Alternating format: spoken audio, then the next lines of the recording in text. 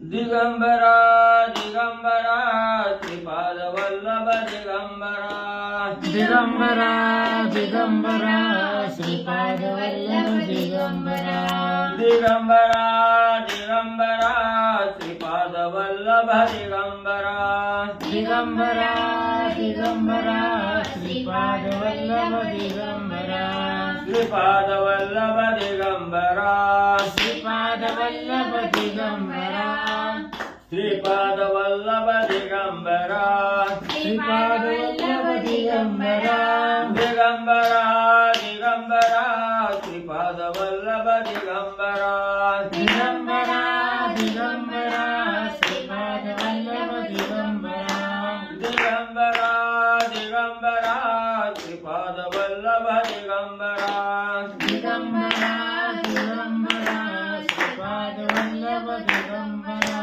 दिगंबरा दिगंबरा श्रीपाद वल्लभ दिगंबरा दिगंबरा दिगंबरा श्रीपाद वल्लभ दिगंबरा श्रीपाद वल्लभ दिगंबरा श्रीपाद वल्लभ दिगंबरा श्रीपाद वल्लभ दिगंबरा श्रीपाद वल्लभ दिगंबरा दिगंबरा दिगंबरा श्रीपाद वल्लभ दिगंबरा दिगंबरा दिगंबरा श्रीपाद वल्लभ दिगंबरा दिगंबरा दिगंबरा श्रीपाद वल्लभ दिगंबरा दिगंबरा दिगंबरा श्रीपाद वल्लभ दिगंबरा श्रीपाद वल्लभ दिगंबरा श्रीपाद वल्लभ दिगंबरा श्रीपाद वल्लभ दिगंबरा श्रीपाद वल्लभ दिगंबरा दिगंबरा दिगंबरा श्रीपाद वल्लभ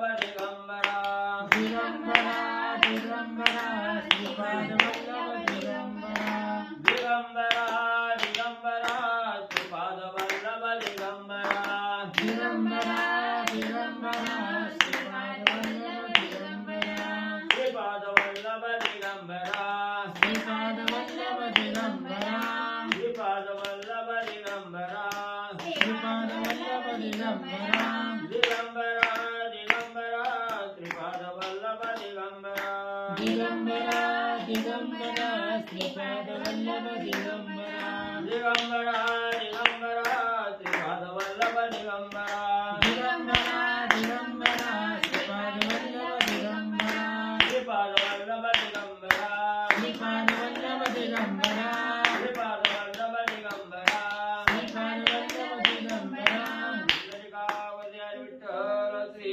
ज्ञानदेव तुकाराम पंढरीनाथ भगवान की जय राजाधिराज प्रभु रामचंद्र भगवान की जय पवन सोत हनुमान की जय श्री नवनाथ महाराज की जय अवधूत चिंतन श्री गुरुदेव दत्त वासुदेव हरी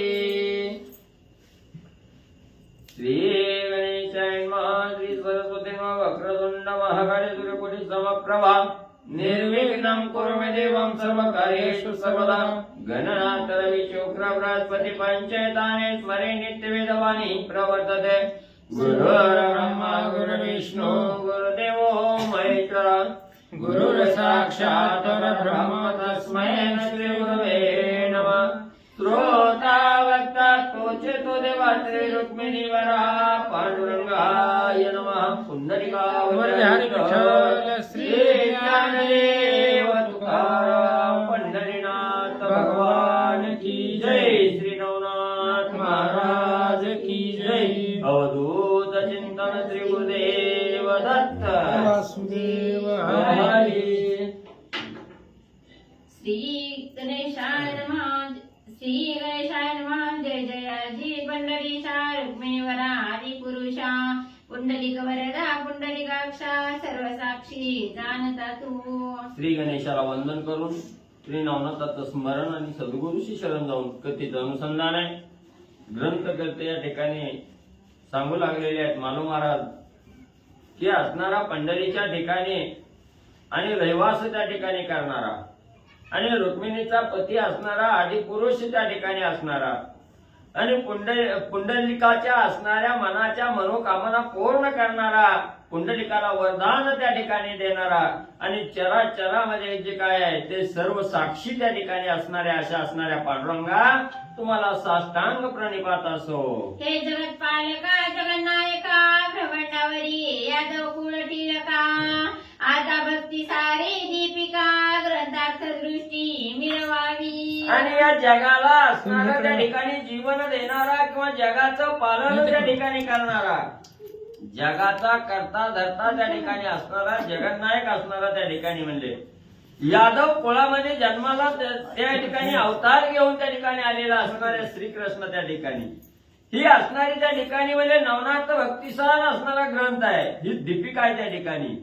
आणि हा असणारा ग्रंथ त्या ठिकाणी सगळ्याच्या मनोकामना पूर्ण करण्यासाठी त्या ठिकाणी सक्षम ठरावा म्हणून असणारं त्या ठिकाणी तुम्ही इथं यावं कृपा दृष्टीने त्या ठिकाणी पाहावा म्हणून असणाऱ्या पांडुरंग परमात्म्याला त्या ठिकाणी साष्टांग नमस्कार ग्रंथकर्ते मानव महाराज करू लागले. मागील अध्यायी सिद्ध साधना श्रीमच्छिद्रनाथा आले घडण उपरांतिका भस्मदाना सरस्वती तेने केले.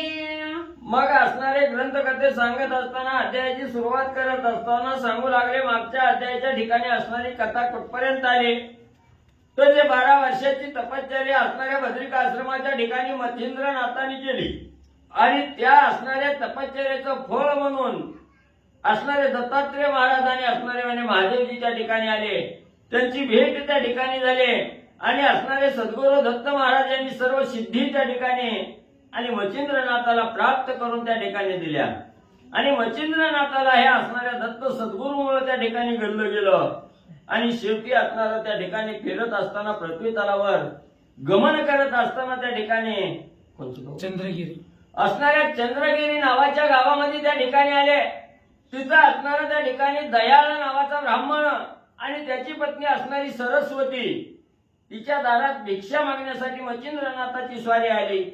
त्याच वेळी त्या असणाऱ्या सरस्वतीनं आपलं असणारं जे दुःख आहे पोटी पुत्र संतती नाही याचं दुःख त्या ठिकाणी मानलं गेलं आणि कळवळा त्या ठिकाणी उपजला गेला मच्छिंद्रनाथाला आणि त्याच वेळेस असणाऱ्या भस्म असणाऱ्या झोळीतून काढलं. त्याच्यावर सूर्यनारायणाचा मंत्र त्या ठिकाणी जपला गेला आणि ती सूर्यनारायणाचा मंत्र जपलेली भस्म चिमुटे सरस्वतीला म्हणले दिले. केले परी दैव हाता तिने टाकिले गोमहित परी फार ठकली अद्वैतवंत तिहीना प्रारब्धी. मग एवढं प्रारब्धानुसार त्या ठिकाणी दैव चालून आलेलं होतं. सरस्वतीला भस्म चिमुटी सांगितली त्रैलोक्यात पावन असा असणारा त्या ठिकाणी कीर्तिवंत असणारा त्या ठिकाणी मुलगा तुझ्या पोटी जन्माला येणारा या भस्म चिमुटीनं हे सांगितलं गेलं आणि तीच असणारी सरस्वती भस्म चिमुटी घरामध्ये ठेवली शेजारणीच्या कट्ट्यावर जाऊन त्या ठिकाणी गप्पा मारायला बसले असताना तिनं सांगितलं की मला एक असणारा कानफाड्या बुवा त्या ठिकाणी आला लेकरं होण्यासाठी भस्म चिमुटी दिली. त्यावेळी तिची असणारी टिंगल आणि असणाऱ्या मैत्रिणींनी त्या ठिकाणी केली. तिला सांगितलं बाई भस्मानं काय कुठं लेकरं म्हणजे त्या ठिकाणी होत असतात का? ती असणारी भानामती करणी चेटो काहीही म्हणजे असणारी त्या ठिकाणी म्हणजे ही असणारी गोसावी म्हणजे करतात. तू त्याच्यावर विश्वास ठेवू नकोस. असणारा त्या ठिकाणी म्हणजे दगा फटका करणारी ही गोसावी लोक असतात. हे त्या असणाऱ्या मैत्रिणीचं बोलणं ऐकलं, घरामध्ये आली, भस्म चिमुटी घेतली, असणाऱ्या म्हणजे गाईच्या शेणाचा उकिरडा त्या ठिकाणी होता. त्या उकिरड्यावर असणारी भस्म चिमुटी त्या ठिकाणी फेकली गेली.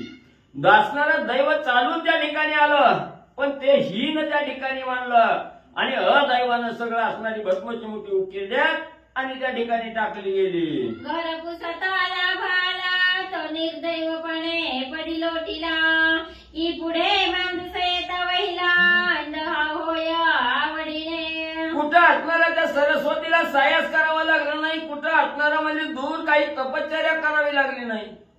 अनाठाई घर बसल्या चालून असणारं नशीब त्या ठिकाणी आलेलं होतं.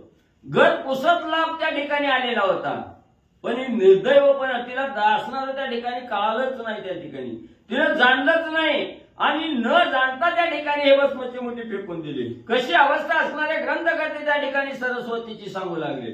पुढे असणाऱ्या त्या ठिकाणी धनाची पेटी आहे.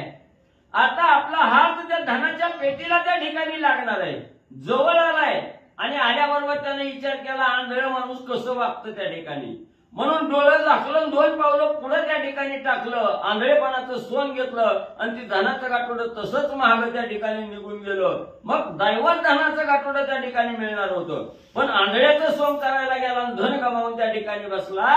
तशी सरस्वतीची अवस्था झाली की अवचटला धला चिंतामणी, तो आवडी गोवी गोफणी, की खरा मनोनी देतो झांकोनी, कृषी शेती टाकीत से. किंवा म्हणजे एखादा असणारा शेतकरी असावा, ज्वारीचा दिवस त्या ठिकाणी असावा, ज्वारीवर पाखरं बसली म्हणून पाखरं हाणायला त्या ठिकाणी दगड गोळा करून गोपनीत घालून दगड त्या ठिकाणी भिरकावा. आणि दगड गोळा करत असताना अवचट अचानक असणारा त्या ठिकाणी चिंतामणी यावा, ज्याच्या मनामध्ये जी काही इच्छा आहे ती परिपूर्ण करणारा असा असणारा चिंतामणी आहे त्या ठिकाणी. पण तो चिंतामणी रूपी दगड हाताला त्या ठिकाणी लागावा आणि त्यांनी सर्वसाधारण दगड आहे म्हणून गुपनीत लावावा आणि शेतामध्ये असणारा जुगारून पक्षावर त्या ठिकाणी सोडावा. तशी अवस्था सरस्वतीची झाली की अवचटा लादता पियुष घट, विष म्हणून करी विठ, देवी प्रजाया द्वैत पाठ, नाडली से सर्वस्वी. किंवा असणारा अचानक आपल्या पुढे असणाऱ्या अमृताचा पेला त्या ठिकाणी आणावा, किंवा अचानक यावा असणाऱ्या अमृताचा पेला आणि ते असणारं त्या ठिकाणी विष आहे म्हणून त्या साधकानं ते दवडावून फेकून त्या ठिकाणी द्यावं. तसं असणारं म्हणजे या ठिकाणी घर पुसत असणारा लाभ आला, पण निर्दैवीपणानं त्याच्यावर विश्वास त्या ठिकाणी ठेवला नाही आणि असणारं दैव नल्लं गेलं. अदैवी अवस्था त्या ठिकाणी सरस्वतीची झाली. त्यानं त्याच्यावर असणारा त्या ठिकाणी विश्वास ठेवला नाही तिनं आणि तो असणारा उकिरड्यात टाकून म्हणजे दिला. सहज काननी फिरता फिरता जाऊन बैसे कल्पतरू खालता, परिदैव इच्छे भूत खाईला आता, तन्याये नाडली. किंवा म्हणजे त्या ठिकाणी सहज म्हणजे वनामध्ये फिरता फिरता म्हणजे त्या ठिकाणी एका असणारं अचानक म्हणजे असणारं कल्पवृक्षाचं झाड त्या ठिकाणी असावं आणि सुंदर अशी सावली म्हणून त्या ठिकाणी बसावं. हे कल्पवृक्षाचा गुणच आहे त्या ठिकाणी. ह्या वृक्षाखाली जो साधक त्या ठिकाणी बसल आणि त्याच्या मनामध्ये जी काही इच्छा आहे त्या ठिकाणी ती इच्छा परिपूर्ण करणार आहे. आपण जरी त्या कल्पवृक्षाच्या झाडाखाली बसलो आणि आता असणारं मला हे पाहिजे म्हणलं की लगेच ते कल्पवृक्षाचं झाड त्या ठिकाणी तत्परता देतं आपल्याला आणि त्याच वेळेत तिथं म्हणजे एवढा निवांत असणारा त्या ठिकाणी सावली आहे म्हणून बसावं आणि कुणीतरी असणारं भूत येईल आणि खाईल असा विचार मनात यावा आणि त्या कल्पवृक्षाच्या खाली बसल्यामुळं अचानक असणारं भूत यावं त्याला खाऊन टाकावं. तशी अवस्था सरस्वतीची झाली की कामधेनु गृही आली, ती बाहेर बळेची दवडिली, तन्याये पर्य झाली, नाडली से सर्वस्वे. किंवा म्हणजे त्या ठिकाणी असणारी एक गाय म्हणून आपल्या दारात त्या ठिकाणी यावी आणि ती गाय सर्वसाधारण नसावी, काम देणू गाय असावी. त्या ठिकाणी मनामध्ये जी काही काम आहे जी काही इच्छा आहे त्या ठिकाणी ही इच्छा परिपूर्ण करणारी काम देणू गाय आहे. आपण आता 1000 माणसाचं जेवण जर त्या ठिकाणी गाईला मागितलं तर एका क्षणात तेवढं असणारं भोजन घालण्याची ताकद सामर्थ्य त्या असणाऱ्या कामधेनूमध्ये आहे आणि ही कामधेनू गाय आपल्या दारात त्या ठिकाणी यावी. आपण तिची अनोळख त्या ठिकाणी असावं, तिला ओळखू नये आणि ती सर्वसाधारण गाय म्हणून हाकलून त्या ठिकाणी द्यावे. तसंही असणारं अदैव असणाऱ्या या सरस्वतीच्या असणाऱ्या मस्तकी त्या ठिकाणी लागलं आणि हे दैव त्या ठिकाणी जाणलं नाही म्हणून त्या असणाऱ्या गाय हाकलावं तसं हे भस्म त्या ठिकाणी उकिरड्यात मध्ये टाकलं. किंवा बाण धाडिता खेळी मेळी, निधान लादला हस्त कमळी, तो गार म्हणून सांडीला जळी, महाडोही निर्दैवे. किंवा म्हणजे असणारा त्या ठिकाणी आपण म्हणजे असणारा बाण म्हणजे त्या ठिकाणी हात धनुष्य बाण खेळण्यासाठी त्या ठिकाणी जावं आणि हाताला असणारा बाण त्या ठिकाणी लागावा, धनुष्याला निहून त्या ठिकाणी म्हणजे सोडावा. पण तो असणारा त्या ठिकाणी बाण आहे आपला असणारा हितकारक आहे, आपल्या शत्रूचा निर्दलन करणारा बाण आहे त्या ठिकाणी. पण त्याची जाण नसल्यामुळं त्याला असणारं त्या ठिकाणी वेडेपणानं त्या ठिकाणी समजलं गेलं, गार म्हणून त्या ठिकाणी फेकून दिला. पाण्यात असणारा त्या ठिकाणी काही निष्फळ आहे, काही कामाचा नाही म्हणून त्या ठिकाणी फेकून द्यावा. तसं सरस्वतीनं भस्मची मुठी आणि त्या ठिकाणी टाकली गेली. की सहजा तुडे हाती परिस, खापर म्हणून टाकी तसे त्यास, की घराला राजहंस, वायस म्हणून दवडीला. किंवा असणाऱ्या मार्गाने चालत असताना एक खापराचा तुकडा त्या ठिकाणी आपल्याला लागावा किंवा असणारा दगड त्या ठिकाणी लागावा, तो सर्वसाधारण दगड नसून असणारा परिस त्या ठिकाणी असावा. आणि ही परिस आहे, कशालाही लोखंडाला त्या ठिकाणी लावल्याबरोबर सोनं करणारा असा गुणधर्म त्या परिसाचा आहे त्या ठिकाणी. पण एक असणारं मडक्याचं खापर आहे म्हणून तो परिस आपण त्या ठिकाणी फेकून द्यावा. किंवा असणारा एक राजहंस नावाचा पक्षी आहे त्या ठिकाणी दुधातलं पाणी आणि दूध त्या ठिकाणी वेगळं करणार आहे. किती दुधात पाणी असलं तरी फक्त तो असणारं दूधच प्राशन करतो आणि पाणी तसंच त्या ठिकाणी बाजूला करतो. असा असणारा राजहंस पक्षी आहे त्या ठिकाणी. तो अचानक आपल्या दारात त्या ठिकाणी यावा आणि त्याला आपण कावळा म्हणून त्या ठिकाणी हाकलून लावावं, तशी अवस्था सरस्वतीची म्हणजे झाली. की हार देऊ देव उदिता परित्यासी भासले परमभूत तन्नये विक्रकांतेचा घडणे आले महाराजा.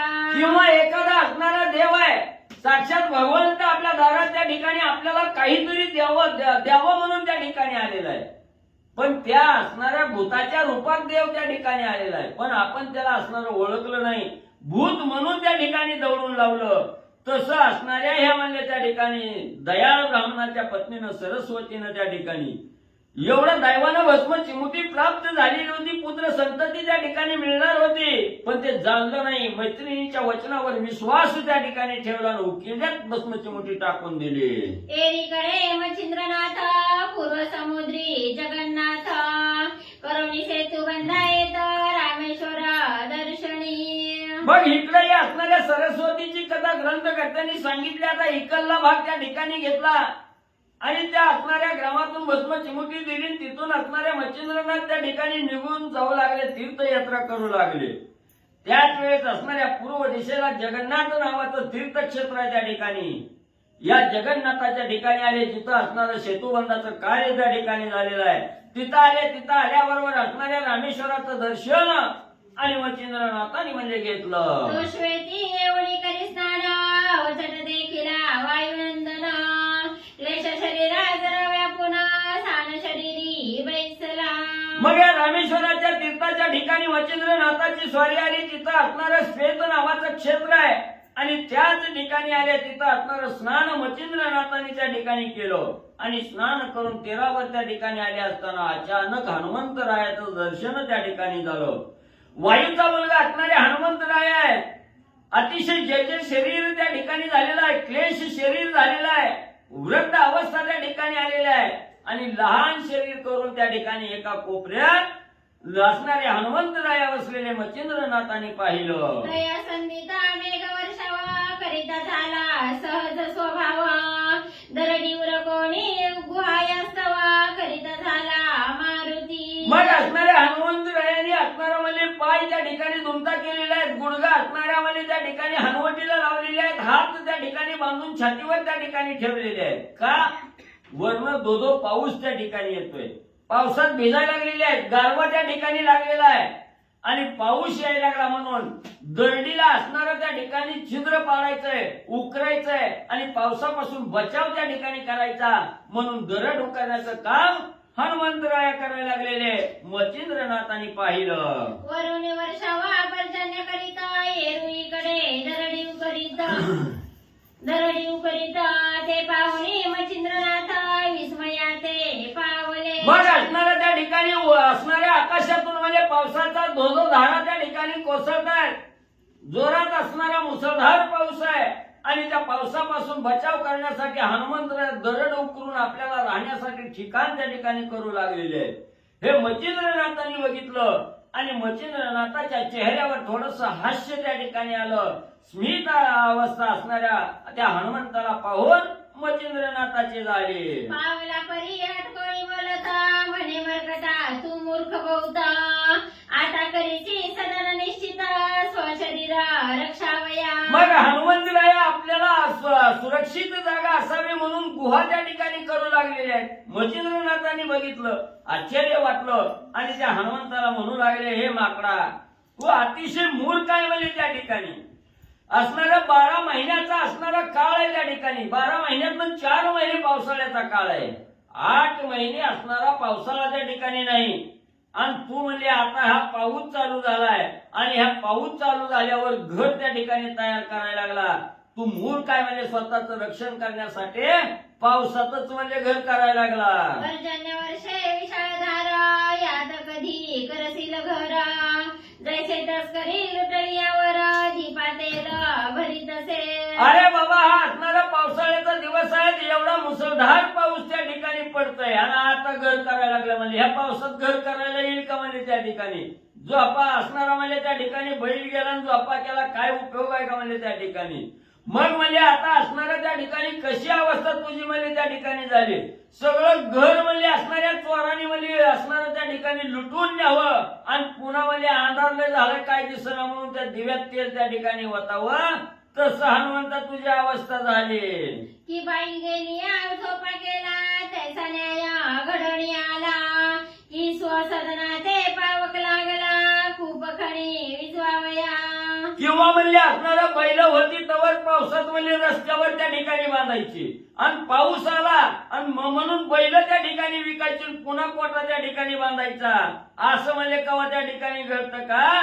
तसं हनुमंता म्हणजे तू असणारा 8 महिने म्हणजे घरदाराचा विचार केला नाही. आता पाऊस पडायला लागला म्हणून शरीराचं रक्षणासाठी आणि घर म्हणजे करायला लागला. ग्रीवे पडायचा काळ फास भगवाचीचा होय अमर स्तोत्रास की परम पीडिता तृषार्थास खूप खणू म्हणत असे. किंवा म्हणजे असणारा त्या ठिकाणी अमर स्तोत्र नावाचं एक असणारा म्हणजे त्या ठिकाणी पुराण आहे. संजीवनी मंत्र संजीवनी मंत्र आहे त्या ठिकाणी. मेलेलीला जिवंत करण्याचं सामर्थ्य या अमर स्तोत्रात त्या ठिकाणी आहे. मग अगोदर कवा त्या ठिकाणी वाटलं नाही आणि ज्या वेळेला डोळ्याचं असणारं झाकण त्या ठिकाणी डोळ्यावर यायला लागले वाचा बंद व्हायला लागली की आपलं मरण त्या ठिकाणी आठवलं तेवढ्या पुरतं ते अमर स्तोत्र त्या ठिकाणी वाचायचं. ही काय शक्य आहे का म्हणजे त्या ठिकाणी. किंवा म्हणजे असणारा त्या ठिकाणी तहान लागली पाणी कुठं दिसना म्हणून आता हिर खांदावी हिरीला लागलेलं पाणी त्या ठिकाणी प्यावं असा विचार करणं योग्य त्या ठिकाणी आणि म्हणजे असतं का. ही हृदय पेटला जठरांदळ कामधेनुने इच्छित फळ किंवा मेघा ओसरल्या बीजे रसाळा महिलागी पेरीत असे. किंवा म्हणजे त्या ठिकाणी असणारा म्हणजे पोटात अतिशय म्हणजे असणाऱ्या भुकेचा डोंब त्या ठिकाणी उसळला. अतिशय भूक लागली आणि भूक लागल्यावर पुन्हा अन्नाची त्या ठिकाणी तजवीज करायची. काहीतरी खायला त्या ठिकाणी मिळतंय का याचा विचार त्या ठिकाणी करायचा. किंवा म्हणजे असणारा त्या ठिकाणी पाऊस म्हणजे त्या ठिकाणी पडलाय वापसा झालाय तवर म्हणजे असणारा शेतकरी त्या ठिकाणी पेरायचा विचार करत नाही आणि पाऊस अजून पडेल म्हणून वाट त्या ठिकाणी बघायची. पाऊस बंद झाला सगळं रान वाळून गेलं की पुन्हा म्हणजे असणारं बी पेरायला जायचं. हे काय शक्य म्हणजे त्या ठिकाणी आणि असतं का. तन्याये पर्जन्य काळ सदन करीसी उताविळा तस्मात मूर्ख मरकट वाचाळा मिरवालासी पुढारा. तसं म्हणजे हनुमंता तुझ्या अवस्था म्हणजे त्या ठिकाणी झालेली आहे. म्हणजे एवढा पाऊस काळ त्या ठिकाणी लागलाय जो पाऊस त्या ठिकाणी येतोय आणि घर करायला म्हणजे उतावीळपणा त्या ठिकाणी करायला लागला. एवढ्या पावसात कसं म्हणजे त्या ठिकाणी घर तू त्या ठिकाणी करणार आहे. तू मूर्ख काय असणारा मरकट म्हणजे तो त्या ठिकाणी आहेस.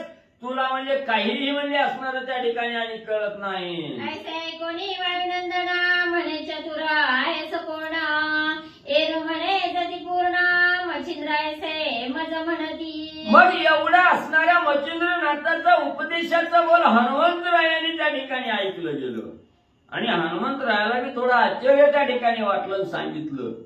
एवढं म्हणजे असणारं मोकळं तोंड सोडलं काय नाही तेवढं म्हणजे त्या ठिकाणी बोलायला लागला. एवढा बोलण्यात पटाईत असणारा तू कोण आहे म्हणजे कोण मला असणारा ज्ञान त्या ठिकाणी सांगायला लागला.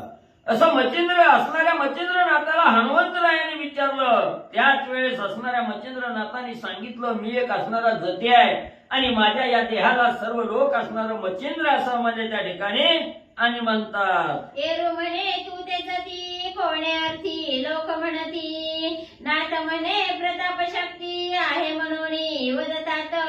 मग मच्छिंद्रनाथांनी सांगितलं मी असणारा जती आहे. जते म्हटल्याबरोबर हनुमंतरायांनी बोलायला सुरुवात केली. तुला कोण म्हणजे असणारे लोक म्हणजे जती त्या ठिकाणी म्हणतात. जती कोणाला म्हणतात ज्याच्या अंगी प्रताप शक्ती आहे त्या ठिकाणी. प्रतापवान जो असणारा त्या ठिकाणी साधक आहे त्याला जती त्या ठिकाणी बोललं जातं. आणि एवढा काय प्रताप म्हणजे तुझ्या अंगी आहे तो काय असणारा प्रताप त्या ठिकाणी दाखवला म्हणून तुला असणारं जती त्या ठिकाणी म्हणतात. त्याच वेळेस मच्छिंद्रनाथांनी सांगितलं, माझ्या अंगी सर्वतोपरी असणारा प्रताप म्हणजे त्या ठिकाणी आहे, म्हणून मला असणारं जती हे नाव आणि त्या ठिकाणी म्हणजे आहे. यावरी बोले वायुसुता, मी ऐकतो जती हनुमंत, तुम्ही नूतना जती माहित एकाएकी उदेला. मग वायूचा मुलगा असणाऱ्या हनुमंत रायांनी तो असणाऱ्या मच्छिंद्रनाथाचं बोलणं ऐकलं गेलं आणि सांगितलं गेलं. मच्छिंद्र तू असणाऱ्या स्वतःला जती त्या ठिकाणी म्हणतोय, पण मी जसा असणारा लहानापासून एवढ्या वयाचा त्या ठिकाणी झालो तरी मी अजून दुसरा जती कोण म्हणजे ऐकला नाही. एकच जती त्या ठिकाणी ऐकला, तो म्हणजे असणारा हनुमंतराय आहे. हनुमंतरायाशिवाय दुसरा प्रताप शक्ती असणारा जती म्हणजे कोणच या असणाऱ्या पृथ्वी तलावर त्या ठिकाणी नाही. आणि हा अचानक म्हणजे आज ही नवीन जती म्हणजे कसा आणि त्या ठिकाणी म्हणजे आला. तरी आता असं पैसे मी मारुतीच्या शेजारास भावे राहुनी एक वेळेस वरिले आहे महाराजा. मग म्हणजे आता असू द्या म्हणजे कसं तुम्ही म्हणता तर ठीक आहे म्हणजे, पण मी असणार या पृथ्वी तलावर असणारा जो जती नावाचा जो हनुमंत आहे त्या ठिकाणी जती म्हणून, त्याच हनुमंताच्या शेजारी म्हणजे मी त्या मारुतीच्या शेजाराला म्हणजे मी काही वेळ म्हणजे त्या ठिकाणी काढलेला आहे, त्याच्या सानिध्यात त्या ठिकाणी राहिलेलो आहे. म्हणून म्हणजे महाराज त्या जतीचा पराक्रम म्हणजे मला माहिती आहे. तेही कला सहस्रांशी माते गाला दरी महापरेशी, ते तुझ दावितो या समयासी तया पासावत जे प्राप्त झाली. जो मारुती नावाचा जती आहे तो असणारा माझा मित्र होता. मी त्याच्या संगतीत काही दिवस त्या ठिकाणी काढलं, म्हणून त्याचं गुण माझ्या बी अंगी त्या ठिकाणी उतरल्यात म्हणले. म्हणून त्याचा बघितलेला प्रताप आहे, मलाही तसंच म्हणजे त्या ठिकाणी काही अंशी म्हणजे माझ्यात पण गुण म्हणजे त्या मित्राचं त्या ठिकाणी आणि म्हणजे उतरलेला आहे. म्हणून म्हणजे आता माझ्या बी अंगी काय प्रताप शक्ती आहे ही मच्छिंद्रा तुला म्हणजे दाखवतो. तरी त्या कळेचे निवारण करुणी दावी मज कारण, ना तरी जती असे नाम सोडनिया जाई का. मग म्हणजे आता माझ्या बी अंगी म्हणजे त्या जती नावाचा जो मित्र होता हनुमंत नावाचा, कोण बोलताय असणाऱ्या हनुमंतराया त्या ठिकाणी बोलताय, त्याचा असणारा थोडासा गुण म्हणजे माझ्या त्या ठिकाणी उतरलाय. म्हणून माझा असणारा प्रताप म्हणजे तुला त्या ठिकाणी दाखवतो, एक कळा म्हणजे तुला त्या ठिकाणी दाखवतो. त्या कळेचं निवारण केलं तरच तू खरा जती, नाहीतर म्हणजे जती ही नाव सोडून म्हणजे या पृथ्वी तलावर आणि तो फिरावा लागल. हनुमंतरायाने मच्छिंद्रनाथांना सांगितलं. यावरी बोले मच्छिंद्रनाथ, कोणती कळा ती दावी माते, तिचे निवारण श्री गुरुनाथ करी जाणा निश्चय.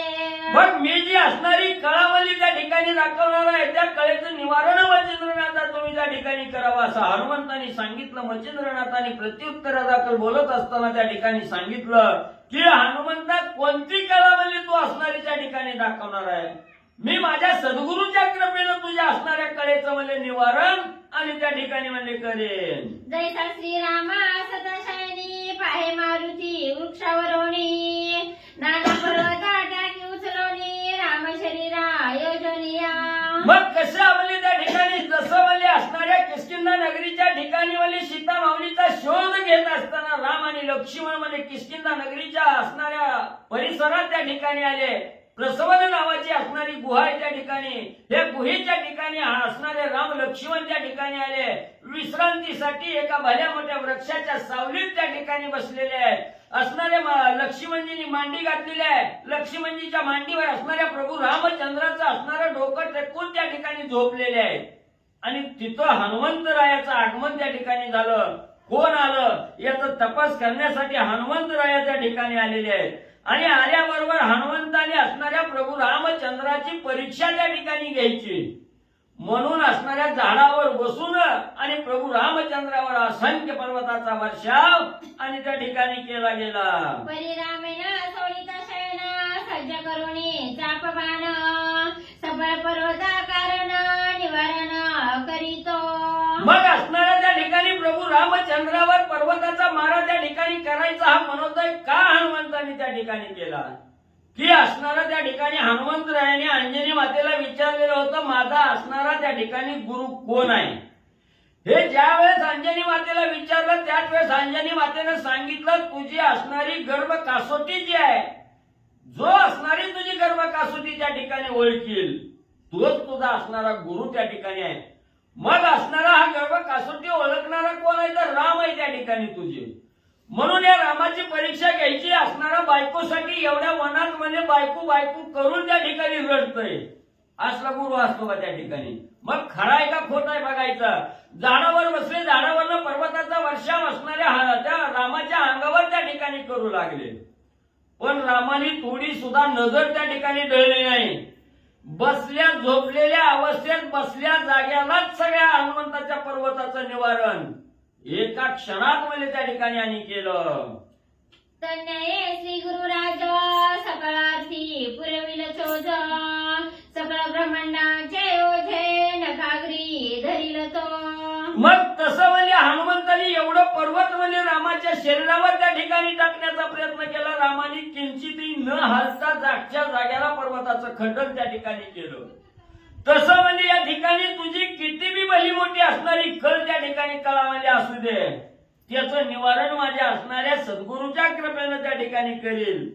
या सगळ्या ब्रह्मांडाचं ओझं जर म्हणजे साधकावर त्या ठिकाणी पडलं तर एका क्षणात सद्गुरूची कृपा त्या ठिकाणी लाभली जाते आणि सद्गुरूच्या कृपेनं सगळं दुःख त्या ठिकाणी नाहीसं आणि करण्याचं ताकद म्हणजे सद्गुरूच्या वचनात आहे. ते तुझी मरकट कथा किती असे दावी आता फार करीसील पाषंडता झोपसील कवळीने.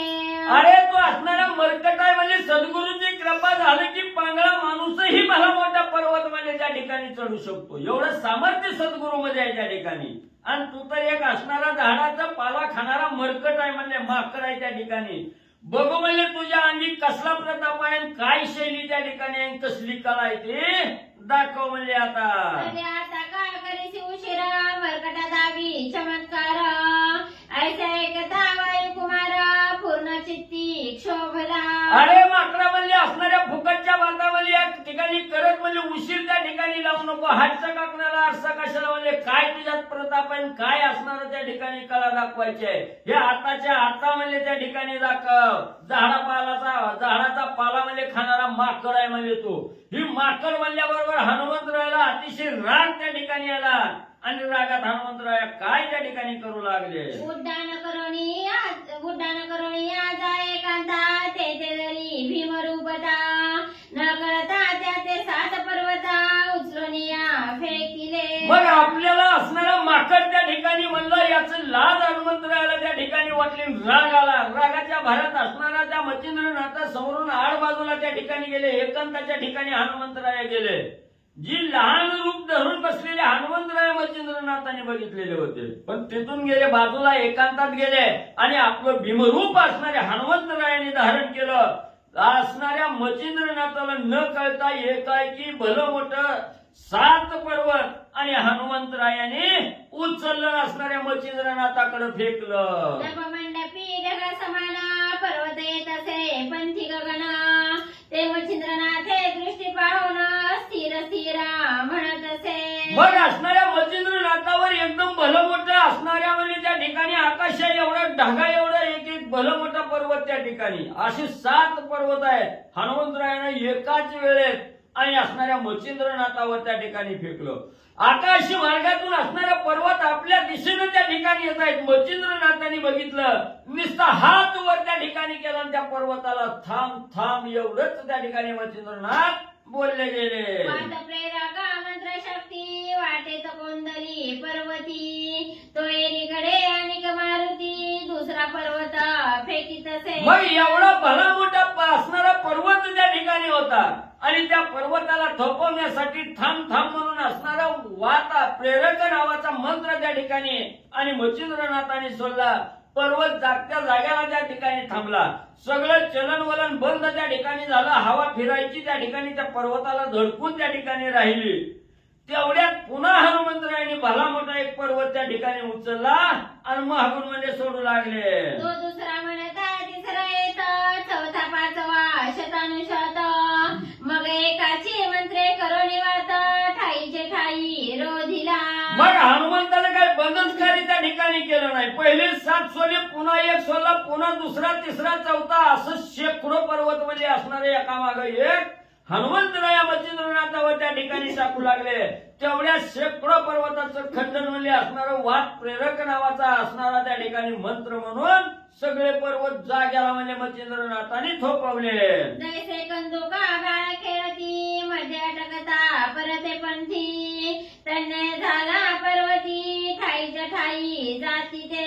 मग असणारं एखादं बाळ म्हणजे असणारं वाटत म्हणजे त्या ठिकाणी खेळावं आणि खेळता खेळता त्याला ठेच लागावी म्हणून तिथूनच माघारी यावं. पुढचा गेलेला बॉल म्हणजे तिथंच त्या ठिकाणी सोडावा आणि तो बॉल न आणता माघारी म्हणजे त्या ठिकाणी फिरावा. तसं म्हणजे असणारं त्या ठिकाणी म्हणजे ही सगळी जी पर्वत त्या ठिकाणी होती ही पर्वत म्हणजे जागच्या जाग्याला म्हणजे मच्छिंद्रनाथाने आणि स्थिर म्हणजे केले. एकीकडे वायुनंदना पर्वत परतता दृष्टी पाहून पूर्ण क्षोभराचे विकृशान महाप्रळय काळीचा. मग असणारं लहान बाळ म्हणजे रस्त्यावर चेंडू फळी त्या ठिकाणी करावं आणि असणाऱ्या फळीनं मारलेला चेंडू परत म्हणजे त्या ठिकाणी मुलाकडे त्या ठिकाणी यावा धडकून यावा. तसा हनुमंतरायांनी सोडलेले शेकडो पर्वत होते. हे सगळे पर्वत जागच्या जागेला महागारी म्हणजे त्या ठिकाणी जाऊ लागले. हनुमंतरायानं बघितलं आपण एवढं 100 पर्वत म्हणजे सोडलं तरी सगळं पर्वत म्हणजे महागारीच त्या ठिकाणी यायला लागलं. बघितलं गेलं जणू की काय असणाऱ्या खैराचा असणारा विस्तव त्या ठिकाणी असावा लाल भडक. तसं शरीर हनुमंताचं लाल भडक रागानं त्या ठिकाणी झालं. आता महाप्रलय त्या ठिकाणी येतो की काय अशी अवस्था हनुमंताची आणि क्रोधाविष्ट अवस्था म्हणजे झाली. मग महापर्वत एक विस्तीर्ण उचलोनी बहुमस्तकी अर्पुण फेकावा तो मच्छिंद्रनाथाने निज दृष्टीने देखिला. आता ह्याला म्हणजे रिकामं सोडीतच नाही म्हणून हनुमंतरायाला अतिशय राग त्या ठिकाणी आला. एक भला मोठा पर्वत त्या ठिकाणी उचलला आपला असणाऱ्या म्हणजे त्या ठिकाणी हाताच्या बळानं त्या ठिकाणी उचलला मस्तकावर त्या ठिकाणी घेतला. तो पर्वत म्हणजे जुगारून म्हणजे असणाऱ्या मच्छिंद्रनाथावर टाकणार. तेवढ्यात मच्छिंद्रनाथाने त्या पर्वताकडं पाहिलं गेलं. मग अब्दी उदाका घेऊनी वायू आकर्षण मंत्र म्हणूनी सबळ झुगारोनी पाणी वायुनंदन सिंचिला. मग लगेच असणाऱ्या मच्छिंद्रनाथाने तू पर्वत म्हणजे हनुमंतराया टाकताय ते बघितलं गेलं. लगेच असणाऱ्या म्हणजे समुद्रातलं पाणी त्या ठिकाणी घेतलं त्याच्यावर वायू आकर्षणाचा मंत्र त्या ठिकाणी मारला आणि ती पाणी म्हणजे हनुमंतरायाकडं त्या ठिकाणी फेकलं. त्याने भरवणे शरीर वात चलन वलन सर्व सांडित ऊर्ध्व झाले दोन्ही हात मोळी पर्वत राहिला. मग वायू आकर्षण नावाचा जो मंत्र आहे ह्या असणाऱ्या मंत्रामध्ये एवढं सामर्थ्य आहे. सगळी जी काय हवा आहे ती हवा म्हणजे आकर्षून म्हणजे त्या ठिकाणी घेतात. सगळी हवा त्या ठिकाणी बंद होते. मग ती हवा बंद झाल्याबरोबर हनुमंतरायाचं चलन वलन सगळं म्हणजे त्या ठिकाणी बंद पडलं. शरीरामध्ये जी काय हालचाल होती ती हालचाल बंद झाली. दोन्ही हात असणारं जे वरी पर्वताला त्या ठिकाणी धरलेलं होतं ती तसंच म्हणजे वरच्या वरीचा हात त्या ठिकाणी राहिलं. पर्वत तसाच डोक्यावर त्या ठिकाणी राहिला. सगळं चलन वलन वायू आकर्षणामुळं बंद म्हणजे पडलं. मग ते जैसी स्तंभावरी रचिली म्हणती द्वारकापुरी देवी मारुती शिरावरी पर्वताचे मिरवितसे. हनुमंतरायाने दोन्ही हातावर असणारा त्या ठिकाणी पर्वत धरलेला आहे. डोक्यावर पर्वत ठेवलेला आहे. तसंच दोन्ही हात वरी पर्वत डोक्यावर तशीच वायू आकर्षणामुळे म्हणजे हनुमंताचं चलन वलन थांबल्यामुळे तसंच अवस्था त्या ठिकाणी झाली. कशा हनुमंतरायाची शोभा त्या ठिकाणी दिसू लागली. जसं ही द्वारकावती नगरी एका खांबावर म्हणजे त्या ठिकाणी म्हणजे स्थापन करावी तसं हनुमंतराया त्या ठिकाणी दिसू लागले. डोक्यावर भला मोठा पर्वत आहे. हात दोन्हीच्या दोन्ही आणि आकाशाच्या दिशेनं आहे. खाली टाकावयान चले बळ जेवी विरला हस्तविकळ पदी चालावयाही बळ काही एक न चाले. मग वायू आकर्षणानं सगळी हवा त्या ठिकाणी बंद केल्यामुळे हनुमंताचं चलन वलन थांबलं. दोन्ही हात वरील त्या ठिकाणी कसा तरी पर्वत खाली तरी फेकून द्यावा म्हटलं तर तेवढी बी शक्ती हनुमंताच्या अंगी त्या ठिकाणी नाही. विकळ अवस्था हनुमंताची झाली. पाय पुढे उचलून त्या ठिकाणी टाकावं म्हटलं तर ती बी त्या ठिकाणी टाकायला येईना. बिकट अवस्था हनुमंताची झाली. ते पाहुणी आदीन बाळ हृदय कवळी तात नीळ मग प्रत्यक्ष होणी वरेल साळ सोडी सोडी बाळा ते. मग हनुमंतरायाची निश्चल अवस्था त्या ठिकाणी झाली. पवन देवानी असणाऱ्या वल्लाला असणारी कीव त्या ठिकाणी आली. आपल्या पोराचं काय हाल म्हणजे त्या ठिकाणी व्हायला लागलं. म्हणून असणाऱ्या मच्छिंद्रनाथाकडे पवन देवानी बघितलं गेलं आणि सांगितलं बाबा इतका त्रास देणं योग्य नाही म्हणजे ती बाळ आहे माझं लेकरू आहे म्हणजे त्या ठिकाणी एवढा आता असणारा त्रास आणि त्याला देऊ नको सोड म्हणले आता बाळाला. तय अवश्य म्हणाले मच्छिंद्रनाथ पुन्हा प्रेरीला मंत्र वाच मग मौळीचा उतरवणी पर्वत ठाईचे ठाई ठेवीत असे. मग आता पवन देवानी काकुलतीला येऊन मुलाच्या बाजूने असणाऱ्या थांबण्याची असणारी आज्ञा म्हणजे मच्छिंद्रनाथाला त्या ठिकाणी दिली, विनंती त्या ठिकाणी केली आणि असणाऱ्या पवन देवाची विनंती वाऱ्याची विनंती त्या ठिकाणी मच्छिंद्रनाथाने ऐकली गेली आणि जो काय वात आकर्षण नावाचा मंत्र त्या ठिकाणी टाकलेला होता तो रिटर्न त्या ठिकाणी घेतला, परत घेतला आणि वात प्रेरक नावाचा मंत्र त्या ठिकाणी सोडला. सगळी जी हवा बंद झालेली होती ती हवा चालू त्या ठिकाणी झाल्याबरोबर हनुमंताच्या हातामध्ये जे काय पर्वत त्या ठिकाणी होता, डोक्यावर पर्वत होता, ती जागच्या जागेला म्हणजे ठेवले. मग चलनवलन वात शक्ती संगीत झाली ध्येय स्थिती मग समीप येऊनी नाथाप्रती धन्य धन्य म्हणत असे. मग असणारा एवढा चमत्कार मच्छिंद्रनाथाने दाखवला. पहिल्यांदा वात आकर्षण मंत्र टाकून सगळी हवा बंद केली. हनुमंताची परिस्थिती बिकट झाली. वायुदेवाच्या विनंतीला मान दिला आणि पुन्हा असणारा वात प्रेरक मंत्र मारला गेला आणि हवा त्या ठिकाणी चालू केली. हनुमंताला कळालं गेलं एवढं म्हणजे ज्या वेळेस यांनी वात प्रेरक मंत्र मारला तेव्हा हवा चालू झाली तेव्हा आपलं देह संगीत गायला लागलं म्हणजे त्या ठिकाणी हालायला लागलं, नाहीतर आपण मेल्यात जमा त्या ठिकाणी होतो. आणि श्रेष्ठत्व काय आहे त्या ठिकाणी मच्छिंद्रनाथाच्या अंगी, काय पराक्रम आहे हे हनुमंताला त्या ठिकाणी कळायला गेला आणि हनुमंतरायाने पर्वत टाकलं गेलं, मच्छिंद्रनाथाजवळ आलं आणि त्या ठिकाणी काय बोलू लागलं. यावरी बोलता झाला निळा मारुती तुझे नचल बळ तुझ माझा अति निर्मळ बांधणी केले सिद्धाने. मग या ठिकाणी असणाऱ्या हनुमंतरायाने मच्छिंद्रनाथाला धन्य धन्य नाथा म्हणजे तुम्ही आहात म्हणजे खराच पराक्रम म्हणजे तुमच्या अंगी आहे. त्यानंतर असणारे पवनदेव असणाऱ्या मुलाच्या जवळ त्या ठिकाणी आले आणि हनुमंताला त्या ठिकाणी म्हणू लागले, हनुमंता तुझा बिन माझा बी प्रताप म्हणजे ह्या असणाऱ्या ज्योती पुढे म्हणजे त्या ठिकाणी चलत नाही, या नाथ पंथा पुढे त्या ठिकाणी चलत नाही. नाथ पंथा पुढे किती बी ताकद त्या ठिकाणी असली तरी तुझी बी माझी बी शक्ती ही निर्बळ म्हणजे त्या ठिकाणी होते आहे. ह्या असणारे जे सिद्ध आहेत ह्या सिद्धांनी आपल्याला म्हणजे त्या ठिकाणी बांधून टाकलेला आहे. जेणे तुझ्या बापा बांधिले त्याशी तुझे भय काय आले त्याचे आचरण तैसे झाले भक्ती शक्ती अघटित. अरे बापा या असणाऱ्या सिद्धाच्या अंगी काय ताकद आहे म्हणजे तुझा बाप असणारा मी आहे म्हणजे त्या ठिकाणी मला स्वतः म्हणजे बांधून त्या ठिकाणी टाकलं होतं. मग तुझ्या बापाला बांधण्याचं सामर्थ्य ज्याच्या अंगी आहे त्याच्या पोराला बांधायला काय कमी आहे म्हणजे त्या ठिकाणी तिथं म्हणजे तुला पण मी भेटणार म्हणजे त्या ठिकाणी नाही.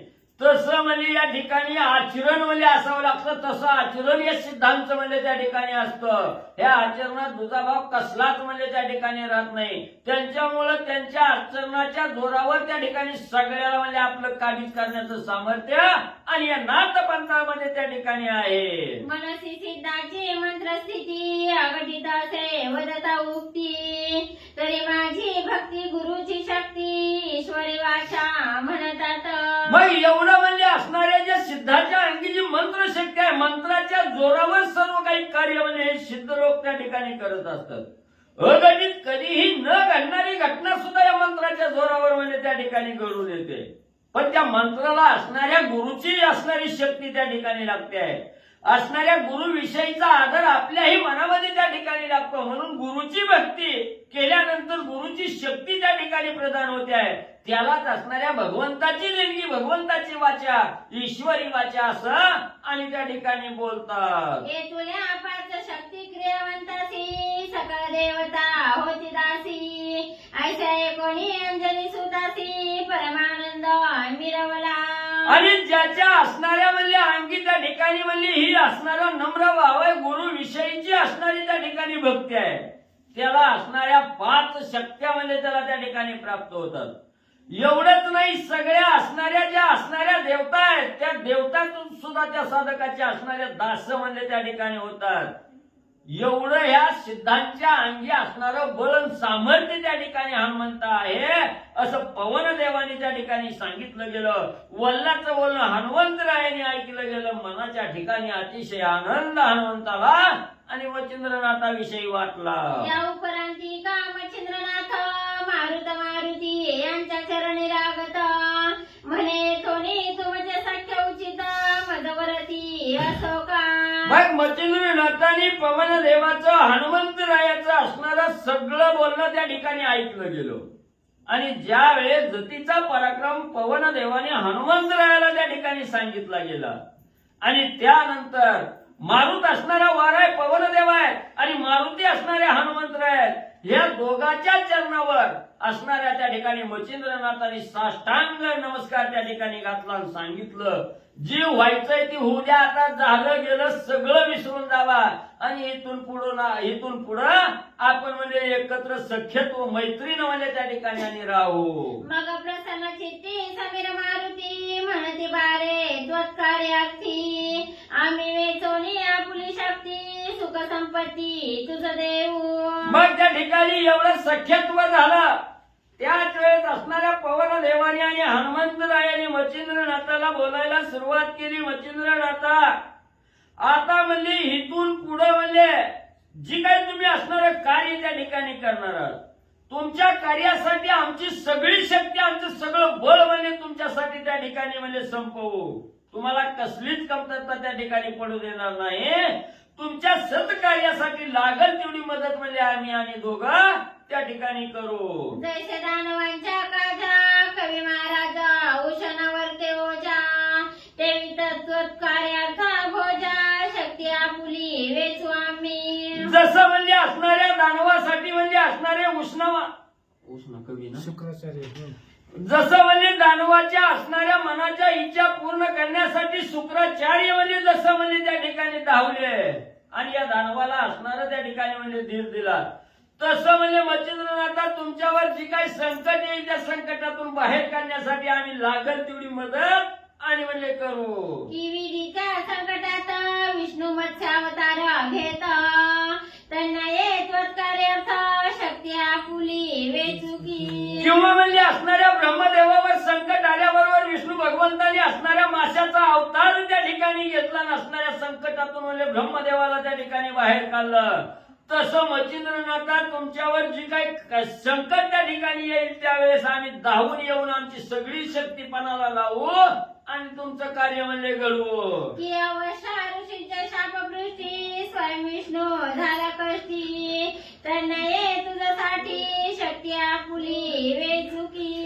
एवढंच नाही असणाऱ्या ऋषीच्या शापामध्ये काय बोलाय आणि ऋषीने दिलेला शाप असणाऱ्या विष्णू भगवंताला त्या ठिकाणी सुटला नाही भोगावा लागला. त्या ठिकाणी त्या शापामुळे कष्टी झालेला असणारे विष्णू भगवंत त्या ठिकाणी होते. तसं म्हणजे असणारं ऋषीला समाधान मिळावं म्हणून भगवंतानं सुद्धा म्हणजे शाप असणारा त्या ठिकाणी सहन केलेला आहे. म्हणून असणाऱ्या मच्छिंद्रनाथा तुमच्या सत्कर्मासाठी लागल तेवढी शक्ती आमची पानाला त्या ठिकाणी लावून तुम्हाला सहाय्य म्हणजे त्या ठिकाणी होऊ. की रामाच्या उपयोगाशी कपी गेले सीता शुद्धीशी त्यांना तुझशी शक्ती आपुली वेचुकी. किंवा म्हणजे प्रभू रामचंद्राची पत्नी सीतेचं हरण राजा रावणानं त्या ठिकाणी केलं. तिच्या शोधासाठी असणारे राम लक्ष्मण त्या ठिकाणी फिरत होते त्यांना साही असणारी किष्किंधा नगरीची वानर मंडळी त्या ठिकाणी झाली. आपली सगळी शक्ती पणाला लावली. सीतामाऊलीचा शोध त्या ठिकाणी घेतला. राम कार्य त्या ठिकाणी परिपूर्ण केलं. तसं मच्छिंद्रनाथा आम्ही दोघं मिळून म्हणजे करू. ऐसे वरदा वाग्रत्न ओ कोणी प्रीती वायुनंदन म्हणते बारे तीर्थागमना जती नाम मिरविका. मग असं हे असणाऱ्या वरदानाचं बोलणं असणाऱ्या पवनदेवाचं हनुमंतरायाचं मच्छिंद्रनाथाने त्या ठिकाणी ऐकलं गेलं आणि मच्छिंद्रनाथ आणि हनुमंतराया या दोघांमध्ये सख्यत्व त्या ठिकाणी निर्माण झालं. एकमेकाविषयीचा आदर त्या ठिकाणी निर्माण झाला आणि आता असणारी ही तीर्थयात्रा करत असताना जती या नावानं म्हणजे फिरावं. यावरी बोले मच्छिंद्रनाथ जती नामे यावरी बोले मच्छिंद्रनाथ जती नामे होईन विख्यात परी एका कल्पना उदेली चित्तात त्या भ्राती दे निवटी असणाऱ्या पृथ्वी तलावर नव सर्व सृष्टीमध्ये जती या नावानं म्हणजे मी असणारा म्हणजे प्रख्यात त्या ठिकाणी होईल. पण एक मनात आशंका त्या ठिकाणी आलेली आहे, चित्ताच्या ठिकाणी एक विचार त्या ठिकाणी आलेला आहे आणि विचाराची भ्रांती त्या ठिकाणी लागलेली आहे. या भ्रांतीचं निरसन हनुमंतरायाने तुम्ही करावं. हेरो म्हणे कल्पना कोणती उदेली कामना तुझ्या चित्ती, नाथ म्हणे तू सर्वज्ञ मूर्ती आयुष्य भविष्य जाणसी. मग मच्छिंद्रनाथांनी सांगितलं एक विचार माझ्या मनाला आलेला आहे, तो विचार पूर्णत्वाला म्हणजे त्या ठिकाणी न्यावा हनुमंता. त्यावेळेस हनुमंताने बोलायला सुरुवात केली. मच्छिंद्रनाथा म्हणजे कोणचा विचार म्हणजे तुमच्या मनाला आलेला आहे, कशाची भ्रांती म्हणजे त्या ठिकाणी लागलेली आहे ती सांगा. तेव्हा नाथ महाराज म्हणजे त्रिकालज्ञानी असणारे हनुमंतराया तुम्ही आहात. माग काय झालं, आता काय घडतंय, पुढे काय होणार आहे, ह्या त्रिकालाचं ज्ञान असणारे हनुमंतराया तुम्ही आहात. सगळं म्हणजे तुम्हाला माझ्या मनातलं कळतंय, पण उगच काय म्हणजे त्या ठिकाणी आणि विचारायला लागला.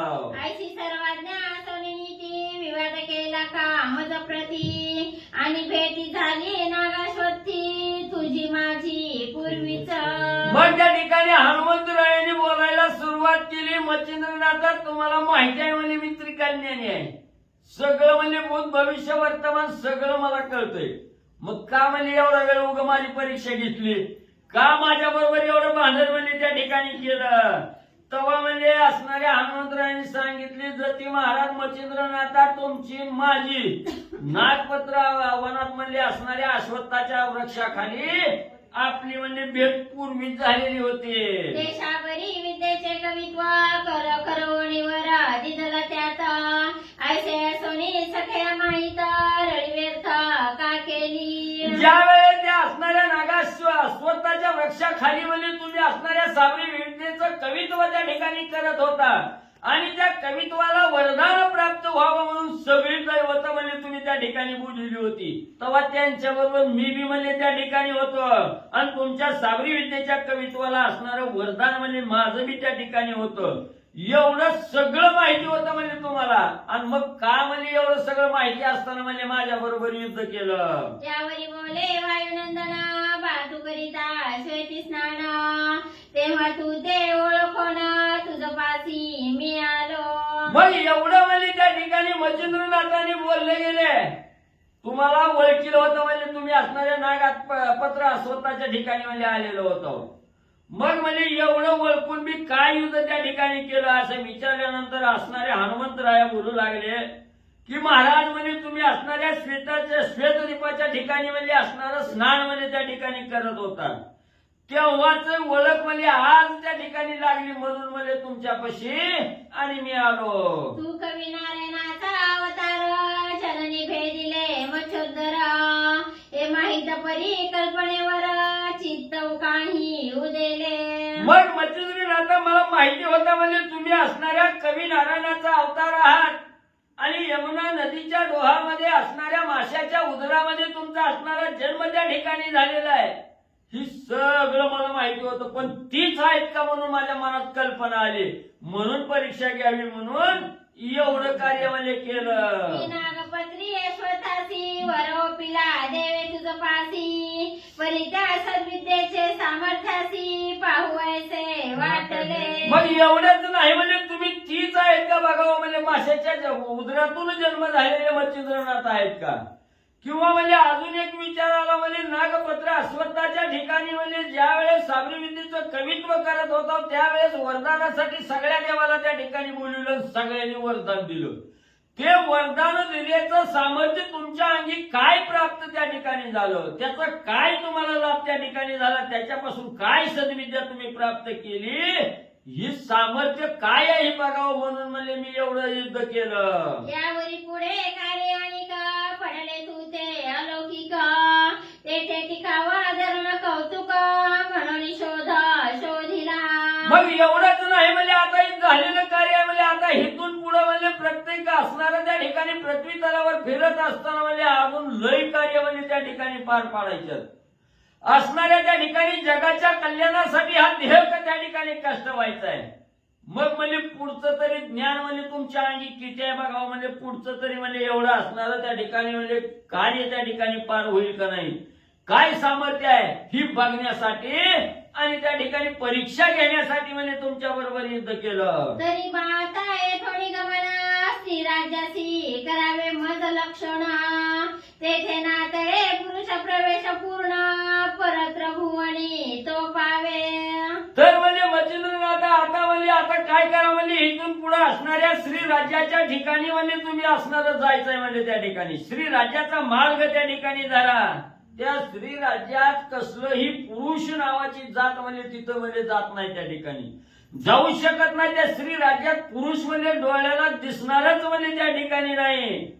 आणि असं असणार हे श्री राज्यांच्या श्री राज्याचा मार्ग धरून तुम्ही म्हणजे जावं. बारे झाले तुझे दर्शन तू जशी आहे माझे कारण मज मस्तकीचे ओझे उतरणे तुझे हाते होईल. मग श्री राज्यातच मच्छिंद्रनाथा का जावं तुम्हाला सांगतोय त्या ठिकाणी. आज योगायोगानं तुमची आणि माझी भेट त्या ठिकाणी झाली. त्या श्री राज्यात जाण्यासाठी माझ्या मागे एक कारण आहे म्हणजे त्या ठिकाणी भलं मोठं असणाऱ्या प्रभू रामचंद्राने दिलेलं वज म्हणजे माझ्या मस्तकावर आहे. म्हणजे ती मस्तकावरचं वज म्हणजे तुम्ही असणाऱ्या त्या श्री राज्यात जाऊन म्हणजे उतरावं म्हणून म्हणजे तुम्हाला सांगतो. त्यावरी बोले मच्छिंद्रनाथ कैसा झालासी ऋणी व्यक्त सर्व कामाचे वायुसूत सांगोपांग निरोपी. मग हनुमंतरायांनी सांगितलं मी एका जणाच्या ऋणात म्हणजे अजून अडकलेलो आहे. म्हणजे वचनात गुण म्हणजे मला घेतलेला आहे. त्या वचनातून बाहेर काढण्यासाठी तुमची गरज आहे म्हणजे त्या ठिकाणी. त्यावेळेस मच्छिंद्रनाथांनी विचारलं हनुमंता तू कुणाला वचन दिलं कुणाच्या ऋणात आहे काय झालं हे सगळं म्हणजे मला सांग. येरू म्हणे योगमुद्रा रामाचे घडले दास्यामा सीता शुद्धी पाहुणी उगमा लंकापती मारविला. मग लगेच हनुमंतरायांनी सांगायला सुरुवात केली योगी राजा म्हणजे असणारे प्रभू रामचंद्राचे दास असणारे म्हणजे आम्ही त्या ठिकाणी आहोत. आणि सीता शुद्धीचं कार्य त्या ठिकाणी करत असताना सीता शुद्धीचा शोध त्या ठिकाणी लावला. राजा रावण लंकेचा असणारा त्या ठिकाणी राजा होता. त्याचाही अंत आणि त्या ठिकाणी म्हणले केला. ते सीता घेऊन अयोध्ये जाता परिसीतेच्या कामना वेधली चित्ता आहे दासत्व मारुती करिता महिलागी हा एक. मग सीता माऊलीचा शोध घेतला. राजा रावणाचा अंत त्या ठिकाणी केला. राम लक्ष्मण सीता घेऊन अयोध्या नगरीला परत त्या ठिकाणी म्हणले एकत्र येत होतो. येत असताना सीता माऊलीच्या मनाला एक विचार त्या ठिकाणी आला की हनुमंतराय निश्चिम दास्यत्व करणारा एक मारुती हनुमंतराय आहे. ह्या पृथ्वी तलावर हनुमंतरायासारखं दास्यत्व करणारा दुसरा कोणी नाही. तरी हा सभा संपूर्ण संपन्न कांताधना सूत एक सदना जरी तुळे सुख संसारी साधना कांते मागे होत असे. मग सीता माऊलीला मनामध्ये असणारा विचार त्या ठिकाणी आला एवढं परम दास्यत्व करणारा हनुमंतराय त्या ठिकाणी आहे. पण घर नाही दार नाही बायको नाही लेकरं नाही म्हणजे त्या ठिकाणी ही फक्त दास्यत्व करण्यामध्ये त्या ठिकाणी लीन झालेलं आहे. मग हनुमंताला एखादी सुंदर स्त्री त्या ठिकाणी बघावी पत्नी म्हणून त्या ठिकाणी करून द्यावी आणि असणाऱ्या घर प्रपंचात हनुमंताला त्या ठिकाणी अडकवावं असा विचार सीता माऊलीच्या मनात म्हणजे आला होता. तरी या मारुतीचे कांता करुणा भोगवू सर्व सुख संपन्न परिब्रह्मचारी मम भाषण मान्य करील की नाही. मग सीता माऊलीने विचार त्या ठिकाणी केला एवढाच म्हणजे एवढं परम दास्यत्व करता येईल बायको लेकरा शिवाय आहे म्हणजे त्या ठिकाणी या काय की आहे म्हणून ह्याला सुंदर असणारी स्त्री त्या ठिकाणी बघावी बायको म्हणून त्या ठिकाणी करून द्यावी आणि जी काही प्रपंचातले सर्व भोग आहे हे सर्व भोग सुख आनंदानं त्या ठिकाणी त्याला म्हणजे भोगायला त्या ठिकाणी लावावं. पुन्हा मनात शंका त्या ठिकाणी आली हनुमंतराय हा बाल ब्रह्मचारी त्या ठिकाणी आहे. मग ब्रह्मचारी असताना त्या ठिकाणी कसा घरादाराच्या प्रपंचात त्या ठिकाणी अडकल करतय का नाही बघू म्हणले. आता तरी या ते वचनी गौणा गृहस्थाश्रमी करावा वायुनंदन ऐसे सीतेने कल्पना पाचारीले आम्हा ते. मग सीता माऊलीनं मनात विचार केला नक्की म्हणजे हा या काय काय म्हणजे त्या ठिकाणी बायको नाही म्हणून उदास आहे म्हणजे सदा म्हणून म्हणजे ह्याला बायको करून द्यावी. पुन्हा मनात विचार आला ब्रह्मचर्य ह्याला जर असं सांगितलं हनुमंता चरण पोरगी बघायची आणि तुझं लग्न करायचंय तर हनुमंत कवाच म्हणजे त्या ठिकाणी शक्य म्हणजे सज्ज होणार नाही. म्हणून आता या हनुमंताला आपणच म्हणजे काहीतरी निमित्त करून वचनात त्या ठिकाणी गोवन घ्यावं आणि हनुमंताला बायको करून द्यावे, म्हणून म्हणजे मनात एक आम्हाला फसवण्याचा विचार केला, म्हणून म्हणजे आम्हाला या ठिकाणी बोलवून घेतलं. जवळी बैसवणे स्नेहाने स्वकरे मग मुख करू वाळवण म्हणे बा मारुती तू धन्य ती लोकी अससी पै. मग सीता माऊलीच्या मनात असणारा विचार त्या ठिकाणी परिपूर्णतेला नेण्यासाठी मला जवळ त्या ठिकाणी बोलावून घेतलं. माझ्या अंगावरून असणाऱ्या डोक्यावरून हात त्या ठिकाणी फिरवला, अंजारलं गोंजारलं आणि माझं कौतुक करायला सुरुवात केली. हनुमंता, या त्रिभुवनात तुझ्यासारखं दास्यत्व करणारा दुसरा कोणच म्हणजे त्या ठिकाणी नाही आणि दास्यत्व करण्यामध्ये तूच एकटा समर्थशाली आहे, म्हणून माझी वाहवा म्हणजे सीतामाऊली करू लागल्या. तरी बा माझे एक मागणे देशील तरी उत्तम मानिन यावरी तूही नकार मज लागून देणार नाही सहसाही. मग दास्यत्व करण्यामध्ये पटाईत असणाऱ्या हनुमंता तू कुठल्याच गोष्टीची म्हणजे कमतरता तुझ्या अंगी त्या ठिकाणी नाही, म्हणून म्हणजे माझ्या मनात म्हणजे एक विचार त्या ठिकाणी आलेला आहे. म्हणजे कोणता विचार आहे? ते विचाराचं काहून माझ्या मनाला लागलेला आहे. त्या विचारातून मला बाजूला त्या ठिकाणी काढावं, माझं काम म्हणजे त्या ठिकाणी होकार देऊन करावं. पण मला बी माहिती आहे म्हणजे हनुमंतराव या वचनाला कवाच म्हणजे त्या ठिकाणी मागे सरणार नाही. किती बी अवघड कार्य सांगितलं तर हनुमंता तो करणारच आहे. उदार बेचिती आपुला प्राण परिण कारण देती वाचे करून शिबिरायने कपटा कारणे मांस दिदले रथी रथी. मग जे निश्चित दास्यत्व करणारे जे साधक असतात त्या ठिकाणी आपला जीव असणारा कार्य करत असताना आपला जीव त्या ठिकाणी गेला तरी बेहत्तर आहे, पण कार्याला कवा सुद्धा नकार म्हणजे त्या ठिकाणी देत नाही. शिवीराजानं एका असणाऱ्या पक्षासाठी स्वतःच्या अंगाचं मांस काढून म्हणजे त्या असणाऱ्या पक्षाला त्या ठिकाणी दिलं, पण माग म्हणजे असणारा शिवीराजा त्या ठिकाणी सरकला नाही. असं निश्चित दास्यत्व करणारा हनुमंता तो आहे. आहे श्रेयाला उदार कीर्ती बाळ दिदले याचक हाती तन्ने त्याच पंक्ती तूही अससी कपिंद्रा. एवढंच नाही, श्रेयाळ नावाचा उदार कीर्तिवान असणारा त्या ठिकाणी राजा होता. एक असणारा भिक्षा करू याचकदारा त्या ठिकाणी आला, त्या बाळाला त्या ठिकाणी मागितलं. उदार अंतकरणानं आपल्या स्वच्छ बाळ त्या असणाऱ्या श्रेयाळ राजानं याचकाला म्हणजे दान दिलं. ऐसे ऐकता जननी वचना परमदोषाला वायुनंदना म्हणे माय ओ कामना कोणा उदित करी देईन मी. तसं हनुमंता निश्चित म्हणजे भक्त आहे त्या ठिकाणी. ह्या देहाची सुद्धा असता त्या ठिकाणी करत नाही. हा देह जावा आत्मा राहो पांडुरंगी दृढ भाव असा भाव त्या ठिकाणी दास्यत्वाच्या अंगी त्या ठिकाणी राहतो. म्हणून म्हणजे त्यांच्यापैकी तुम्ही हनुमंता श्रेष्ठ आहे त्या ठिकाणी. तुम्ही म्हणजे माझ्या वचनाला म्हणजे नाही म्हणणार नाही. तेव्हा हनुमंताने सांगितलं, आई साहेब सांगा म्हणजे काय आहे विचारती तरी लवकर. ते म्हणे करतल भाषा देशी आपुल्या सद्भावाचा तरी मम कामनेची हौसा दृश्य करीना तुझ बारे. सीता माऊलीला मिठी लावून हनुमंताने सांगितलं काय सांगायचं ती एकदा सांगा म्हणजे लवकर सांगा म्हणले. तेव्हा सीता माऊली म्हणजे नुसतं तोंडची भाषा म्हणजे बुडबुड्या उडाल्यासारखं म्हणजे त्या ठिकाणी असते. मी असं शब्दाला म्हणजे त्या ठिकाणी मानित नाही. तो हनुमंता आधी हातात हात देऊन कर्तव्य भाष्य शपथ घेऊन म्हणजे त्या ठिकाणी सांग की तुमचं वचन म्हणजे पूर्णत्वाला त्या ठिकाणी नेईल. तेव्हा म्हणजे तू वचन केलं तरच म्हणजे माझा विश्वास राहील, तरच म्हणजे पुढचं काय कार्य आहे, माझ्या मनाची काय इच्छा आहे ती म्हणजे सांगते. मग करी करवो कोणी सेवटी म्हणे मागाल ते कामना ओटी ते निघेन चित्त संतुष्टी मिरवीन जननी. हनुमंतरायाने सीता आई साहेबांना सांगितलं तुमच्या मनामध्ये काही इच्छा असू द्या, दशरथासारखं कैकईचं फक्त हातात हात दिले सांग म्हणले काय पाहिजे, पण ती कैकई काय मागणार आहे दशरथाला काय माहिती होतं. तसं हनुमंतरायाने सांगितलं आई साहेब काय तुम्हाला मागायचं ती मागा म्हणले, देण्यासाठी समर्थ आहे. अशा प्रकारे वचन हनुमंतराय बोलू लागले. एरी म्हणे मम कामना तू आचरावे ग शासना कांता करुणी संसार उगमा सर्व सुख भोगावे. लगेच हनुमंतरायाने वचन दिल्याबरोबर सीता मातेने सांगितलं हनुमंता असं वाटतंय की तुला सुद्धा पत्नी असावी, तुझंही घरदार असावं, मुलं बाळ लेकरं तुलाही असावी. आमच्यासारखा संसार तुलाही असावा अशा प्रकारचं मनामध्ये वाटतंय असं सीतेनं हनुमंताला सांगितलं. ऐसी ऐकता वाघवटी सप्रेम खोचला फुल्या पोटी म्लान बदन चित्त हिमकुटी परम संकटी पडेना.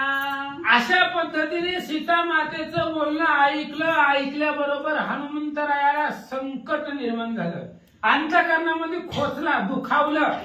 कारण जे आपल्याला पसंत नाही तेच सीता मातेने मागणं केलंय, तेच इच्छा प्रगट केले.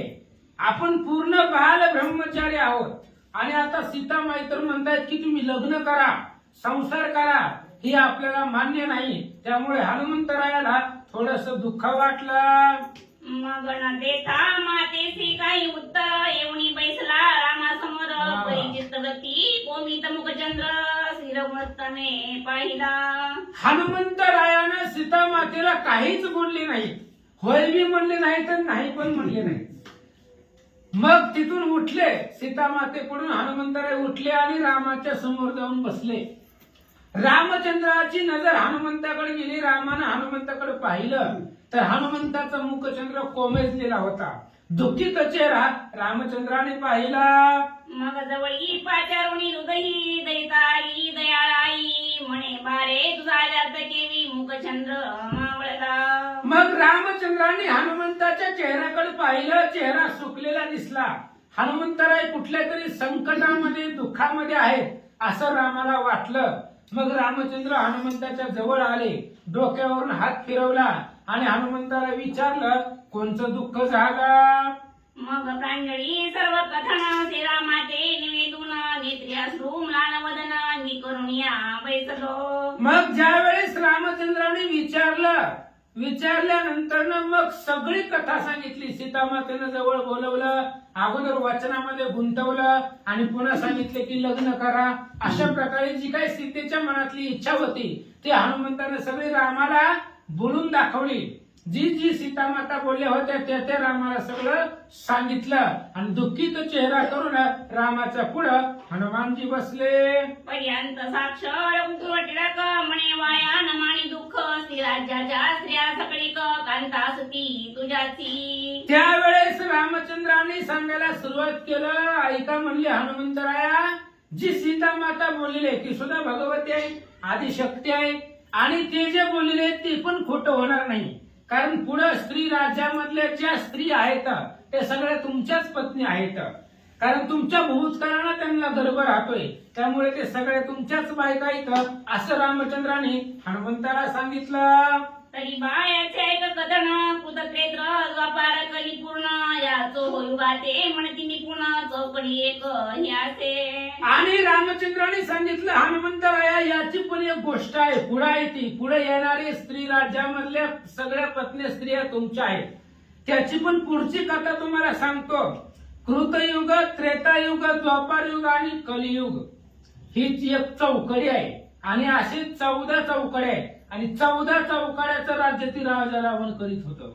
म्हणजे ही असणारी एक 4 युगाची एक चौकडी आहे. असं 14 चौकड्याचं राज्य राजा रावणाला प्राप्त झालेलं होतं आणि ह्या पूर्ण चौकड्याला एक चौकडी म्हणतात. 4 युगाला एक चौकडी म्हणतात असं रामचंद्र बोलतात. तरी बायशा चौकड्या किती 396 बोलती मिती तू ते माते हो चौकड्या प्रति जन्मा येणे आहेची. हनुमंतराया 4 युग आहेत. कृतयुग आहे, त्रेतायुग आहे, द्वापार युग आहे आणि कलियुग आहे. ह्या 4 युगांची एक चौकडी आहे आणि अशा चौकड्या जर किती असतील तर 396 शास्त्रामध्ये त्याला सांगितलेलं आहे, वर्णन केलेलं आहे. एवढ्या चौकड्या आहेत आणि प्रत्येक युगामध्ये तुम्हाला पण जन्माला यायचंय, मला पण जन्माला यायचंय. कारण जिथं जिथं मी अवतार घेणार आहे तिथं तिथं तुम्हाला यावंच लागणार आहे. रामचंद्र बोलतात, मी 99वा रामक्षिती तू ही 99वा मारुती आणि लंकाधीशयाची नीती 99वा असे की. ऐका म्हणले हनुमंतराया, आपले अनेक अवतार पाठीमागे झालेले. आईसे माझे अवतार किती, भोगिंद्रासही नेनवती, मेघधारा मोजवती, पर्यंत नाही अवतारा. अरे किती अवतार झाले आपले पाठीमाग. आकाशातून पडणाऱ्या पावसाची थेंब मोजता येतील पण आमचे अवतार मोजता येत नाही. तुमचे आमचे अनेक अवतार झालेले. मी 99वा श्रीराम आहे, तुम्ही पण 99वा मारुती आहोत आणि राजा रावण सुद्धा 99वाच आहे.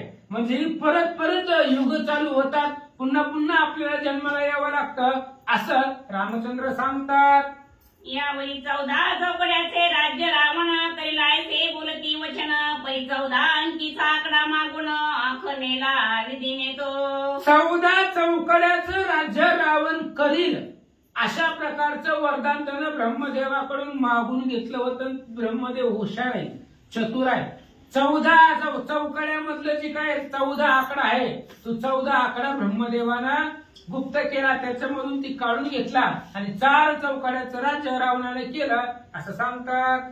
मग उरला वेळ एक चतुर्थ तिथं त्या चौकड्या राज्य करीत परी सांगावया कारण त्यात आपण मारून येत असे 14 चौकड्याचं राजा रावण राज्य करील अशी त्याची इच्छा होती, पण 14 आकडा ब्रह्मदेवानं काढून घेतला आणि एकच चौकडी कृतयुग, त्रेतायुग, द्वापारयुग आणि कलियुग अशा 4 युगाची एक चौकडी तेवढं राज्य राजा रावणानं उपभोगलं किंवा केलं असं महाराज सांगतात. मग आल्यावरी श्री राज्यात जाणे लागे मारुती तुझे तरी बापाळी तुझी निश्चित आली आहे ती भोगी का. रामचंद्राने तेव्हा सांगितलं होतं राम अवतारामध्ये की पुढे असणाऱ्या आता स्त्री राज्यामध्ये तुम्हाला जावं लागतंय. उत्तरकांडामध्ये पहिल्याच अध्यायामध्ये कथा आहे ती. रावणाला मारून आलं की रामचंद्र हनुमंतराला स्त्री राज्यामध्ये पाठवतात आणि पुन्हा अगस्त्य ऋषी सगळी कथा सांगतात. असो म्हणून आता स्त्री राज्यामध्ये जाण्याचा योग तुम्हाला आलेला आहे असं रामचंद्र हनुमंतरायाला सांगतात. ते म्हणता ते राम वहिला मग म्या त्या ते प्रश्न केला की दोडका सोटी आहे मजला भेटी केली कामरती. मग लगेच रामचंद्राने सांगितलं जावा स्त्री राज्यातल्या सगळ्या बायका तुमच्याच आहेत. पुन्हा मी प्रश्न केला रामचंद्र मला जन्मल्यापासून गर्भातच कासोटी आहे, मग असणारा स्त्रियांचा आणि माझा असणारा त्या ठिकाणी उपभोग कसा होणार सांगा. मग राम म्हणे बाऊ दौरीती आजपासून असे मारुती तयाच्या बुकारे श्वास संगती गरोदर होती त्या स्त्रिया. त्याच वेळेस रामचंद्राने सांगितलं हनुमंतराया तुम्ही ऊर्ध्वर येत आहात. बभूत्कारानं तुमच्या मुखामधून निघालेला बभूत्कार आणि त्याच्यापासून रेत तयार होऊन ती असणारी स्त्रियांच्या कर्णावरती मुखामधून ती असणारी हृदयामध्ये जाईल आणि तिथून पुन्हा त्यांना गर्भ राहिलं. ऊर्ध्व रेत असणारे हनुमंतराय राहतील अशा प्रकारचा आशीर्वाद रामचंद्रांनी दिला. तरी तू सकळ संशय सांडून शैल्य देशी करी गमन तुझे ब्रह्मचारी पण ढळत नाही. महाराज हनुमंतराया तुमचं ब्रह्मचारी पण ढळत नाही. भगवान श्रीकृष्णाचं सुद्धा ब्रह्मचारी पण ढळलं नाही. 16,108 बायका आहेत. तुका म्हणे नटधारी भोग भोगणी ब्रह्मचारी भगवंताची लीला येते आणि तुमचं ब्रह्मचारी पण त्याला डाग लागणार नाही, ते ढळणार नाही, ती तसंच अचळ राहिलं असं वरदान रामचंद्र देतात. ऐसी वार्ता होता निश्चिती मग म्या स्वीकारले शैल्य देशाप्रती यावरी तेही स्त्रियापती मेनकानाने विराजली. आणि अशा प्रकारे रामचंद्रांनी सांगितल्यानंतर मग मी शैल्य देशाकडे गमन केलं म्हणजे स्त्री राज्याकडे जात असताना स्त्री राज्याकडे निघालो आणि त्या स्त्री राज्यामध्ये मेनका नावाची स्त्री होती. तिथे पृथ्वीची देश वार्ता ऐकी व झाली की पुरुषकांता देशोदेशी उभयंता रमता आले स्वइच्छे. आणि ती असणारी मेनका नावाची स्त्री त्या सगळ्या स्त्रियांची राणी होती. ती मेनका स्त्री राज्यामधली आणि तिला सगळ्या देशाची वार्ता माहिती असते कारण राजाला प्रत्येक देशाचं माहिती असतं. तसं ती स्त्री राज्याची राणी होती कारण तिथं पुरुष जगत नव्हता. हनुमंतरायाच्या बभूत्कारानं पुरुषच नव्हता, तिथं फक्त स्त्रियाच जन्म पावत होत्या. गर्भामध्ये जर पुरुष असेल तर ते गर्भामध्येच नष्ट होत होता. पुरुष स्त्री राज्यामध्ये जन्मतच नव्हता आणि बाहेरून कोणता पुरुष तिथं येत नव्हता. आला तर हनुमंताच्या बभूत्कारानं जगत नव्हता म्हणून ते स्त्रियांचं राज्य होतं. आणि मग त्या स्त्रियांच्या राणीने मेनकेला ती सगळी असणारी वार्ता मी येण्याची श्रुत झाले. देवदान मानवा सहित पशु पक्षी नागजात सकळ स्त्री पुरुष उभयंता इंद्रिय सुखे सुखावती. आणि ते असणाऱ्या स्त्री राज्यामध्ये देव दानव मानव पशु पक्षी सगळे असणारे स्त्री पुरुषांचा आनंद उपभोग घेतात. कामरती मंदनाकार रतीसी अर्पिती कामी करणार ऐसा जाणवी मनी विचार परमचित्ती क्षोभली. हा, वाचा. मग तिने मांडले अनुष्ठान मना माझी काम वरून की प्रत्यक्ष होऊनी वायुनंदन रतिरत्न अर्पुत्या. आणि त्या मेनकेची इच्छा होती, कारण पुरुष स्त्री आणि पुरुषाचा त्या ठिकाणी असणारा जो काही उपभोगाचा आनंद आहे प्रत्येक जण घेतात, देव दानव पशु पक्षी सगळेजण घेतात. मग आपणही घ्यावा, पण आपण पुरुष दुसरा तिसरा न निवडता साक्षात हनुमंतरायाकडून उपभोग घेण्याची इच्छा तिला निर्माण झाली, म्हणून तिनं तपश्चर्या माझ्या प्राप्तीसाठी केली होती. ऐसा काम वरुणी चित्ती बैसली से जड तपा परती मांसा तोडून यज्ञ कुंडी आहुती ममनानी अर्पित से. आणि तिच्या मनामध्ये एकच विचार की हनुमंतरायासोबत आनंद त्या ठिकाणी उपभोग घ्यायचा, हीच इच्छा त्या मेनकेच्या मनामध्ये होती. म्हणून ती तपश्चर्याला बसली. यज्ञ पुढे चालू होता आणि त्या यज्ञामध्ये स्वतःच्या शरीराचा मांस हनुमंतरायाच्या नावानं म्हणजे एक एक मांसाचा तुकडा माझ्या नावानं त्या अग्नीच्या आहुतीमध्ये ती टाकू लागले. ऐसे लोटले द्वादश वर्ष सकळ आटले शरीर मांस मग ती पाहुणी अतिकृष प्रसन्न झालो मी तिथे. आणि अशा प्रकारे 12 वर्ष तिनं तपश्चर्या केली माझ्या प्राप्तीसाठी. माझ्या नावानं तिनं तपश्चर्या केली आणि त्या 12 वर्ष त्या अग्नीमध्ये शरीराचं मांस टाकत असताना ती कृश झाली. सगळे शरीरातलं मांस आटून गेलं. मग तिची खरतर तपश्चर्या पाहिली आणि मी हनुमान तिला प्रसन्न झालो. परी तिथे होता माझी बेटी परी मवळी घालून मिठी म्हणे अर्थ जो उद्धवला पोटी तो सिद्ध करी महाराजा. मग मी तिला प्रसन्न झालो. ज्या प्राप्तीसाठी ज्या इच्छेसाठी तिने माझी तपश्चर्या केली, मी तिला प्रसन्न झाल्यानंतर ती माझ्या पायावरती लोटली, दर्शन घेतलं आणि काय म्हणते. मग मी विचारिता झालो तिथे की कवण कामना सैत भरते मज सांगुनी अर्थ रसाते सुख समुद्र मिळवी. मग मी तिला विचारलं त्या मेनकेला, काय बाबा एवढी तपश्चर्या केली, माझ्या नावानं शरीराचा मांस काढून त्या अग्नीमध्ये टाकलं, 12 वर्ष एवढी माझी घोर तपश्चर्या माझ्या नावाने केली, काय कामना आहे, तुझ्या मनामध्ये काय इच्छा आहे ते मला सांग. हनुमंतराय त्या मेनकेला बोलतात. ऐसे ऐकता वचनोत्तर म्हणे महाराजा वायुकुमार तुझे स्त्रिया गर्भिणी समग्र होऊन निर्मिती महाराजा. आणि अशा प्रकारे माझं बोलणं ऐकलं. मी सांगितलं माग म्हणले तुला काय मागायचंय, काय तुझ्या मनामध्ये इच्छा आहे, असं माग म्हटल्याबरोबर त्या मेनकेनं मागायला सुरुवात केली की तुमच्यापासून स्त्री राज्यामधल्या स्त्रिया गरोदर राहाव्यात, असं तिनं मागणं केलं. तरी तू सगळ्यांचा प्राणेश्वर स्मरा ओपी भूकार तरी तिथे नागेर दिनार सुख पावे सगळासी. हनुमंतराया तुम्ही सगळ्यांना प्राण देणार आहात. स्त्री राज्यामध्ये सगळ्या ज्या स्त्रिया आहेत तर त्या स्त्रियांना भूतकारानं त्यांना पुत्र संतती देतात, म्हणून तुम्ही सगळ्यांचे प्राणाचे ईश्वर आहात. तसाच भूतकार मला सुद्धा द्या आणि त्या सुखाचा आनंद मलाही मिळू द्या, असं ते मेनकेनं सांगितलं. तरी नाद गुंदा सुखासना मैथुन राती दरी कामना हे मार्ग सगळं देश कारणा स्वर्ग मृत्यू पाताळी.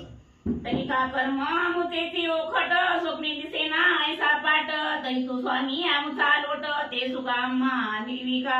हनुमंतराया या जगतामध्ये पशु पक्षी असतील सर्व जीवसृष्टी आहे, ती सगळी जीवसृष्टी काम सुखाच्या आनंदाने त्यांना आनंद होत आहे. मग आम्हालाच ते काम सुख का प्राप्त होत नाही याचं दुःख हनुमंता पुढे सांगू लागले. ऐसे वरता स्त्रिया भूषणी मग मी बोलिलो ते लागोनी की उर्धवरिता जन्माहुनी दंडका सोटी विराजिलो. आणि त्या असणाऱ्या स्त्रिया भूषण म्हणजे ती सगळ्या स्त्रियांची जी राणी होती मेनका, तिने मला या पद्धतीने सांगितल्यानंतर मी पण तिला माझी अडचण सांगितली की बाई मी सुद्धा गर्भ कासुटी, मला मी माझं दृढ अशा प्रकारचं बाळ ब्रह्मचारी पण माझ्यापाशी आहे, असं मी पण त्या स्त्रीला सांगितलं. ते उदय झालो जटनी अंजनी ते उदरा रडकोपिणी माते प्राप्त शुभाननी कनक कासोटी ती असे. ऐक म्हणले त्या मेनकेला हनुमंतरायाने सांगितलं, ज्या आईच्या पोटातून मी जन्मलो त्या आईला सुद्धा माझं नग्न स्वरूपाचं दर्शन नाही. अंजनी मातेच्या पोटातून जन्माला आलो, पण त्या अंजनीने सुद्धा मला नग्न स्वरूपामध्ये अजून पाहिलेलं नाही, कारण पोटातून बाहेर येत असताना जन्म होत असतानाच गर्भ कासोटी आहे मला, असं हनुमंतरायानं मेनकेला सांगितलं. तस्मात दृढ इंद्रिय संपत्ती ढाळे लागले भंडार ग्रंथी तिने इंद्रिय व्यवहार शक्ती जगा माझी मिरवेना. तशा पद्धतीने मी असणारा त्या ठिकाणी बाल ब्रह्मचारी हनुमान आहे असं म्हणतात. म्हणून मला जन्मल्यापासूनच गर्भ कासोटे आहे. म्हणून ही काम सुखाचा व्यवहार, इंद्रियाचा व्यवहार माझ्यापाशी नाही. म्हणून कामा ऊर्ध्व गमना श्वासोक्त रतिका मुद्रा दृढ तुम्हा स्त्रियांचा रती आश्रम शांततेने पावत असे. म्हणून आता भगवान श्रीरामचंद्रांनी सांगितले, त्यामुळे माझ्या बुभुत्कारानं मुखावाटे असणाऱ्या त्या ठिकाणी वीर्य त्या ठिकाणी बाहेर पडतं आणि त्यामधून स्त्रियांना ती कामसुखाचा आनंद प्राप्त होतो असं सांगू लागले. तरी तत्तपाच्या आश्रमाध्वजा मचिंद्र नगरी विराजू ज्या ते चित्तदैव रतिकाजा कामभक्ती तुष्टेल. मेनकेला हनुमंतरायाने एक पर्याय सांगितला, उपाय सांगितला. कारण तुझी इच्छा मी तर पूर्ण करू शकत नाही, मी बाल ब्रह्मचारी आहे. पण तुझ्या इच्छा पूर्ततेसाठी मचिंद्र नावाचा योगी पुढे येणार आहे आणि तो असणारा योगी त्या मचिंद्रनाथाला तुमच्या सगळ्या इच्छा पूर्ण करायला त्या स्त्री राज्यामध्ये मी पाठवून देतो असं त्या उर्वशीला मी सांगितलं होतं. म्हणून मचिंद्र आहे कोण तरी तो प्रत्यक्ष कवी नारायण तत्तपाच्या कानी बैसोन बलद्रुम होईल की. हनुमंतरायाने त्या मेनकेला सांगितलं, मचिंद्रनाथाला मी पाठवतो. आता तुझ्या मनामध्ये प्रश्न येईल, ही मचिंद्र कोण आहे? हे मचिंद्र म्हणजे साक्षात विष्णूचाच अवतार आहे. कवी नारायण, 9 नारायणापैकी एक श्रेष्ठ नारायण म्हणजे भगवान श्री विष्णू. आणि भगवान श्री विष्णूचा अंश असणारे कवी नारायण, माशाच्या पोटातून ज्याचा जन्म झाला ते मचिंद्र नावानं पृथ्वी तलावरती अवतरित होतील आणि त्यांना तुमच्याकडे पाठवतो. ऐसे बोलून तीर्थाव्रती तुष्ट केली सकामार्थी तरी तुझावणी मनोरथी तुष्ट करी महाराजा. म्हणून अशा पद्धतीने मी तुम्हाला त्या मचिंद्रनाथाला तुमच्या राज्यामध्ये पाठवतो. तुमच्या सगळ्या असणाऱ्या स्त्रियांना काम सुखाचा आनंद द्यायला लावतो. आपापल्या राज्यामध्ये आनंदाने राहावा असं मी न केला. तिनं माझी तपश्चर्या केली म्हणून तिला मी वरदानामध्ये बोललो. ए रुमणे उर्धावरिता माझे कार्य आहे निरूपिता तरी ब्रह्मचर्यत्व समव्रथा संवेल मिरवलो. आणि ही कथा हनुमंतराय मचिंद्रनाथाला सांगतात की कोणत्या गोष्टीमध्ये मी ऋणी आहे आणि तुम्हाला कोणतं कार्य करायचंय. आता पुढे तुम्हाला स्त्री राज्यामध्ये जायचंय, त्या मेनकेची इच्छा पूर्ण करायची. तिची इच्छा मी पूर्ण करू शकत नाही कारण मी ब्रह्मचारी आहे. तुम्ही ते करू शकता म्हणून तुम्ही स्त्री राज्यामध्ये जावा असं हनुमंतराय मचिंद्रनाथांना बोलतात. तरी ऐकली कुकर्म राठी माझे घडुणी ताजग जेती मग वाग्देवता निंदादिवटी येऊनी जगी मिरवेल.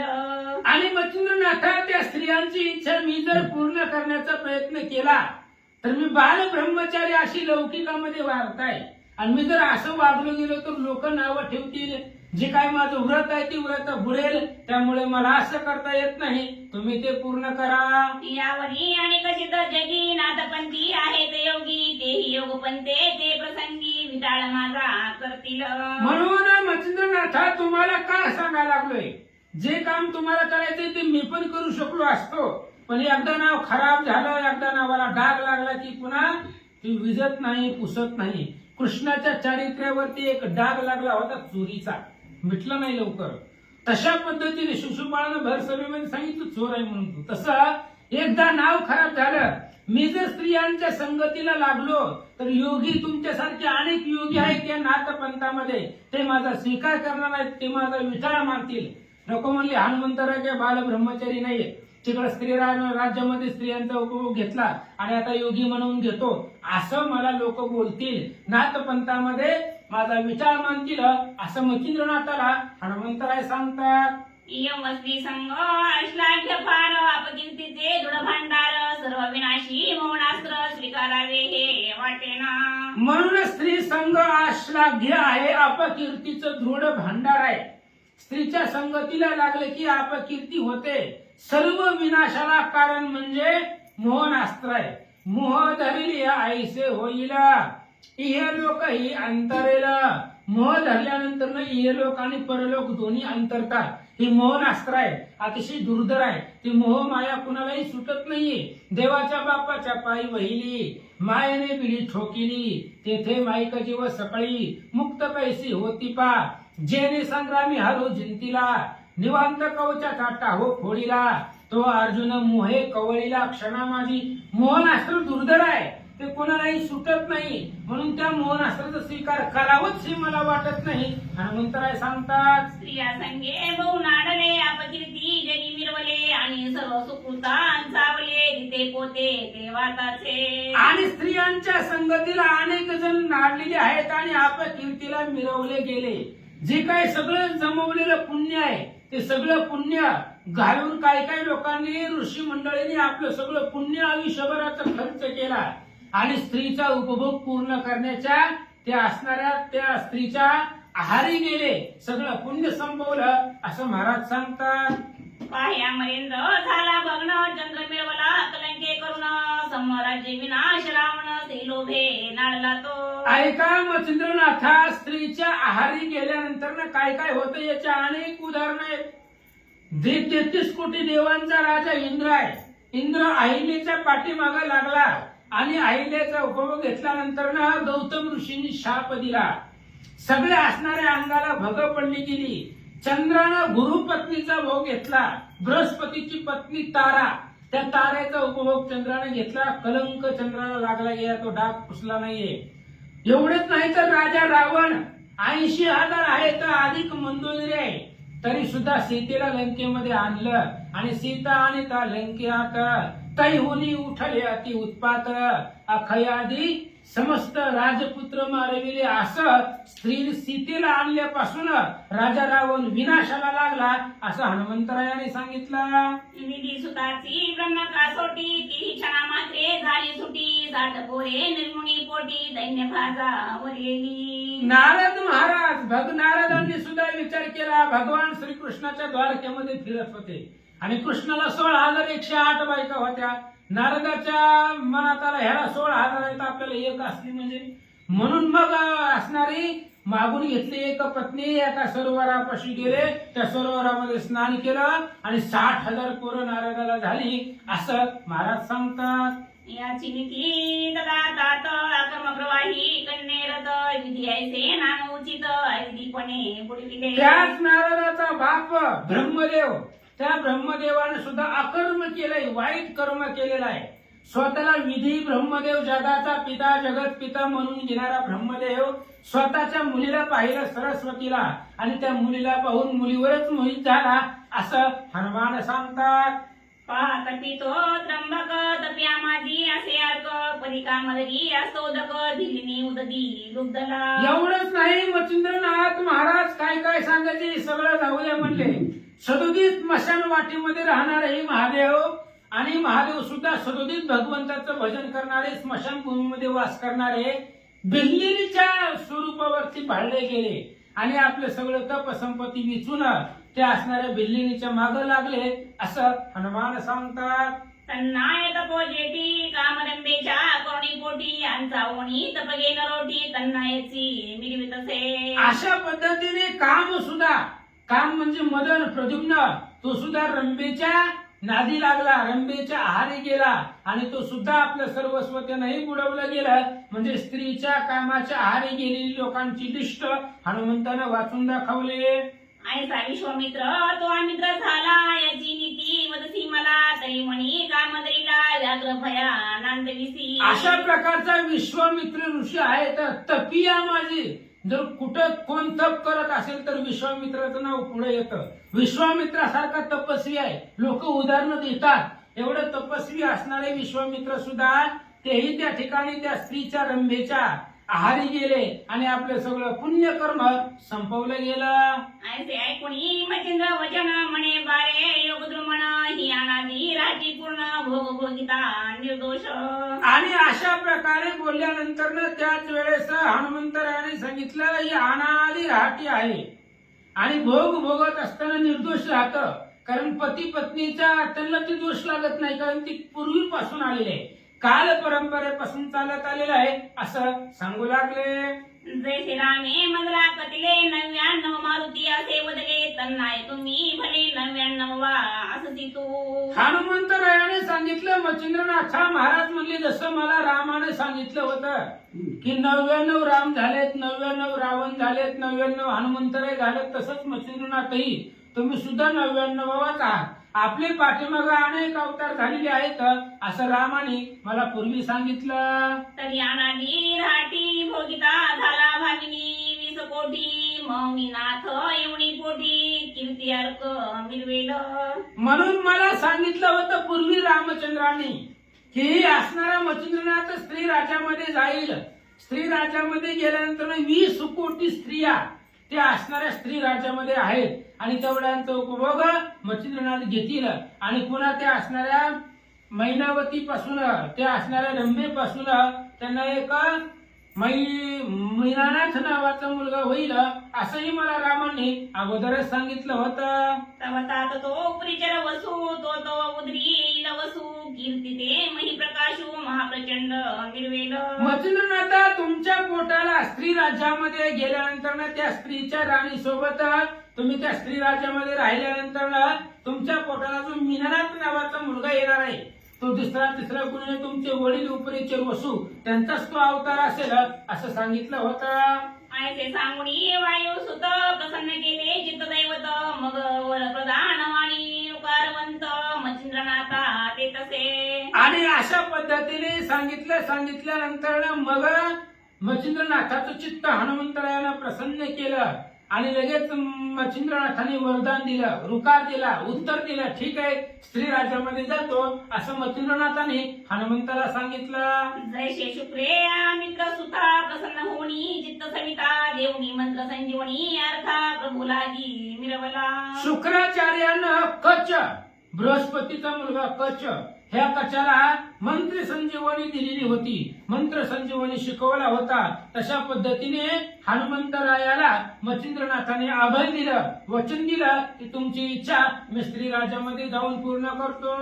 देवी मित्र कुळजा राज्य स्थापिले भक्त काजा नेणून भीषण शत्रुनुजा केला सरता चिरंजीव. तशाच पद्धतीने भगवान श्रीरामचंद्रांनी विभीषणाला वचन दिलं, राजा रावणाला मारलं आणि त्या विभीषणाला लंकेचं राज्य प्राप्त करून दिलं, प्रधान करून दिलं असं सांगू लागले. तन्नाय घातक वसू नेनोनी कामशलापासू रुकार से समयासू अंजनी सुत पैकेला.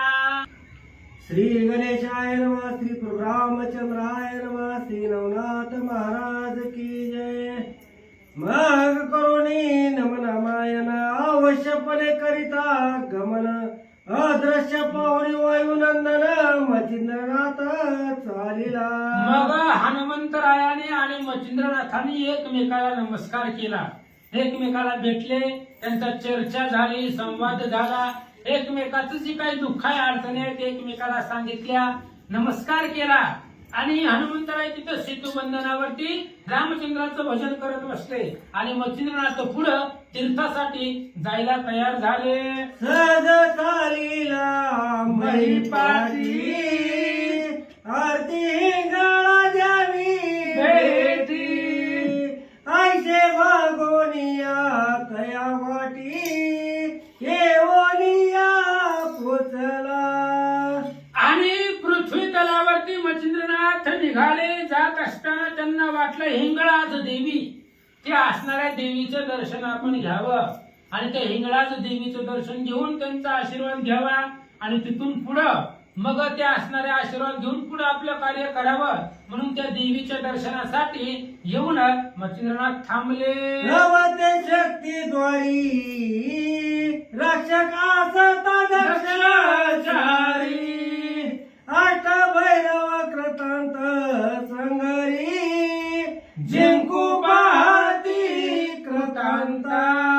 हिंगळाज देवीच्या द्वारपाळ म्हणून दरवाजामध्ये रक्षण म्हणून अष्टमहाभैरव होते आणि ते अष्टमहाभैरव त्या देवीच्या दरवाजामध्ये रक्षक होते, त्यांचे द्वारपाळ होते. तर कोणालाही आतमध्ये जाऊ देत नव्हते म्हणून मच्छिंद्रनाथ गेले की त्यांना बी अडवलं. आणि शतकोटी चामुंडा शंकिनी डंकिनी प्रचंडा त्या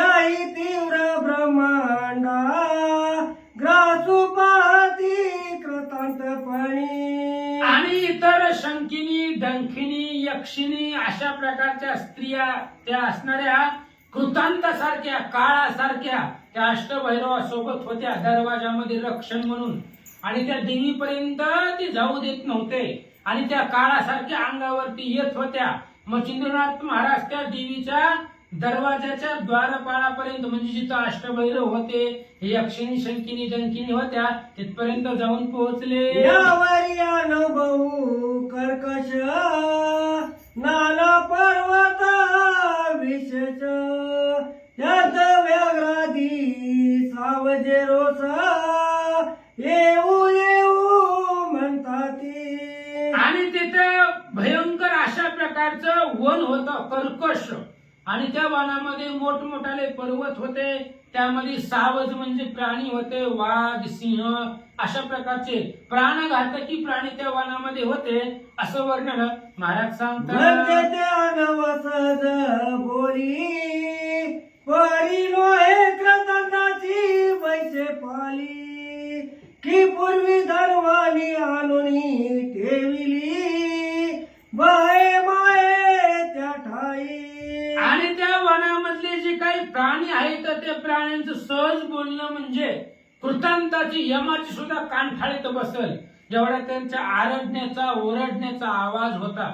किंवा राक्षसाने एखादी माया करून त्या वनामध्ये ठेवली की काय असं भास त्या वनामध्ये होत होता असं महाराज इथे सांगतात. अनव पाहता सहज येची देवताचे तेज विरोनी जाये मोडे माझ नको नको म्हणूनी. आणि ते असणारे अर्णव म्हणजे ते वन पाहिल्यानंतर ना सगळे असणाऱ्या देवतांचे तेज म्हणजे शक्ती सुद्धा त्या वनापुढे टिकणार नाही, एवढं दुर्धर अशा प्रकारचं भीतीदायक ती वन होतं. त्या वनामधले प्राणी होते आणि तिथं ती हिंगळाची देवी होती असं वर्णन करतात. खटकवन जाईया संधे भयानक सावजे अपरमाने भाताक्षरी कामना बुधी विरोनी जायत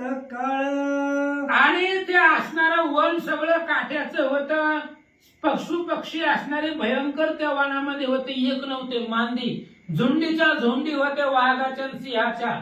वन काटेरी होतं, त्या वनामध्ये जाण्यासाठी सुद्धा भीती वाटत होती, म्हणजे त्या वनामध्ये जावं अशा प्रकारची सुद्धा बुद्धी कुणाच्या मनात येत नव्हती, एवढं दुर्धर ते वन होतं. महाराज सांगतात येथे न पावे वायू नंदना परमयमित मना कृतांत पत्नीचे कानना बक्षीला म्हणून पळत असे.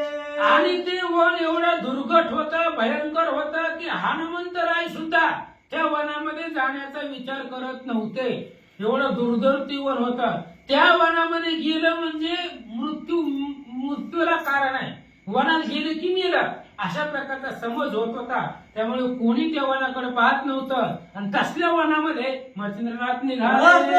ऐसी वात गोष्टी मित्र उद्याल परमा पाटी खेते संचरता रश्मी वाटी घासील मग काय करू. अशा पद्धतीने ते असणारं दुर्घट अशा प्रकारचं ती वन होतं.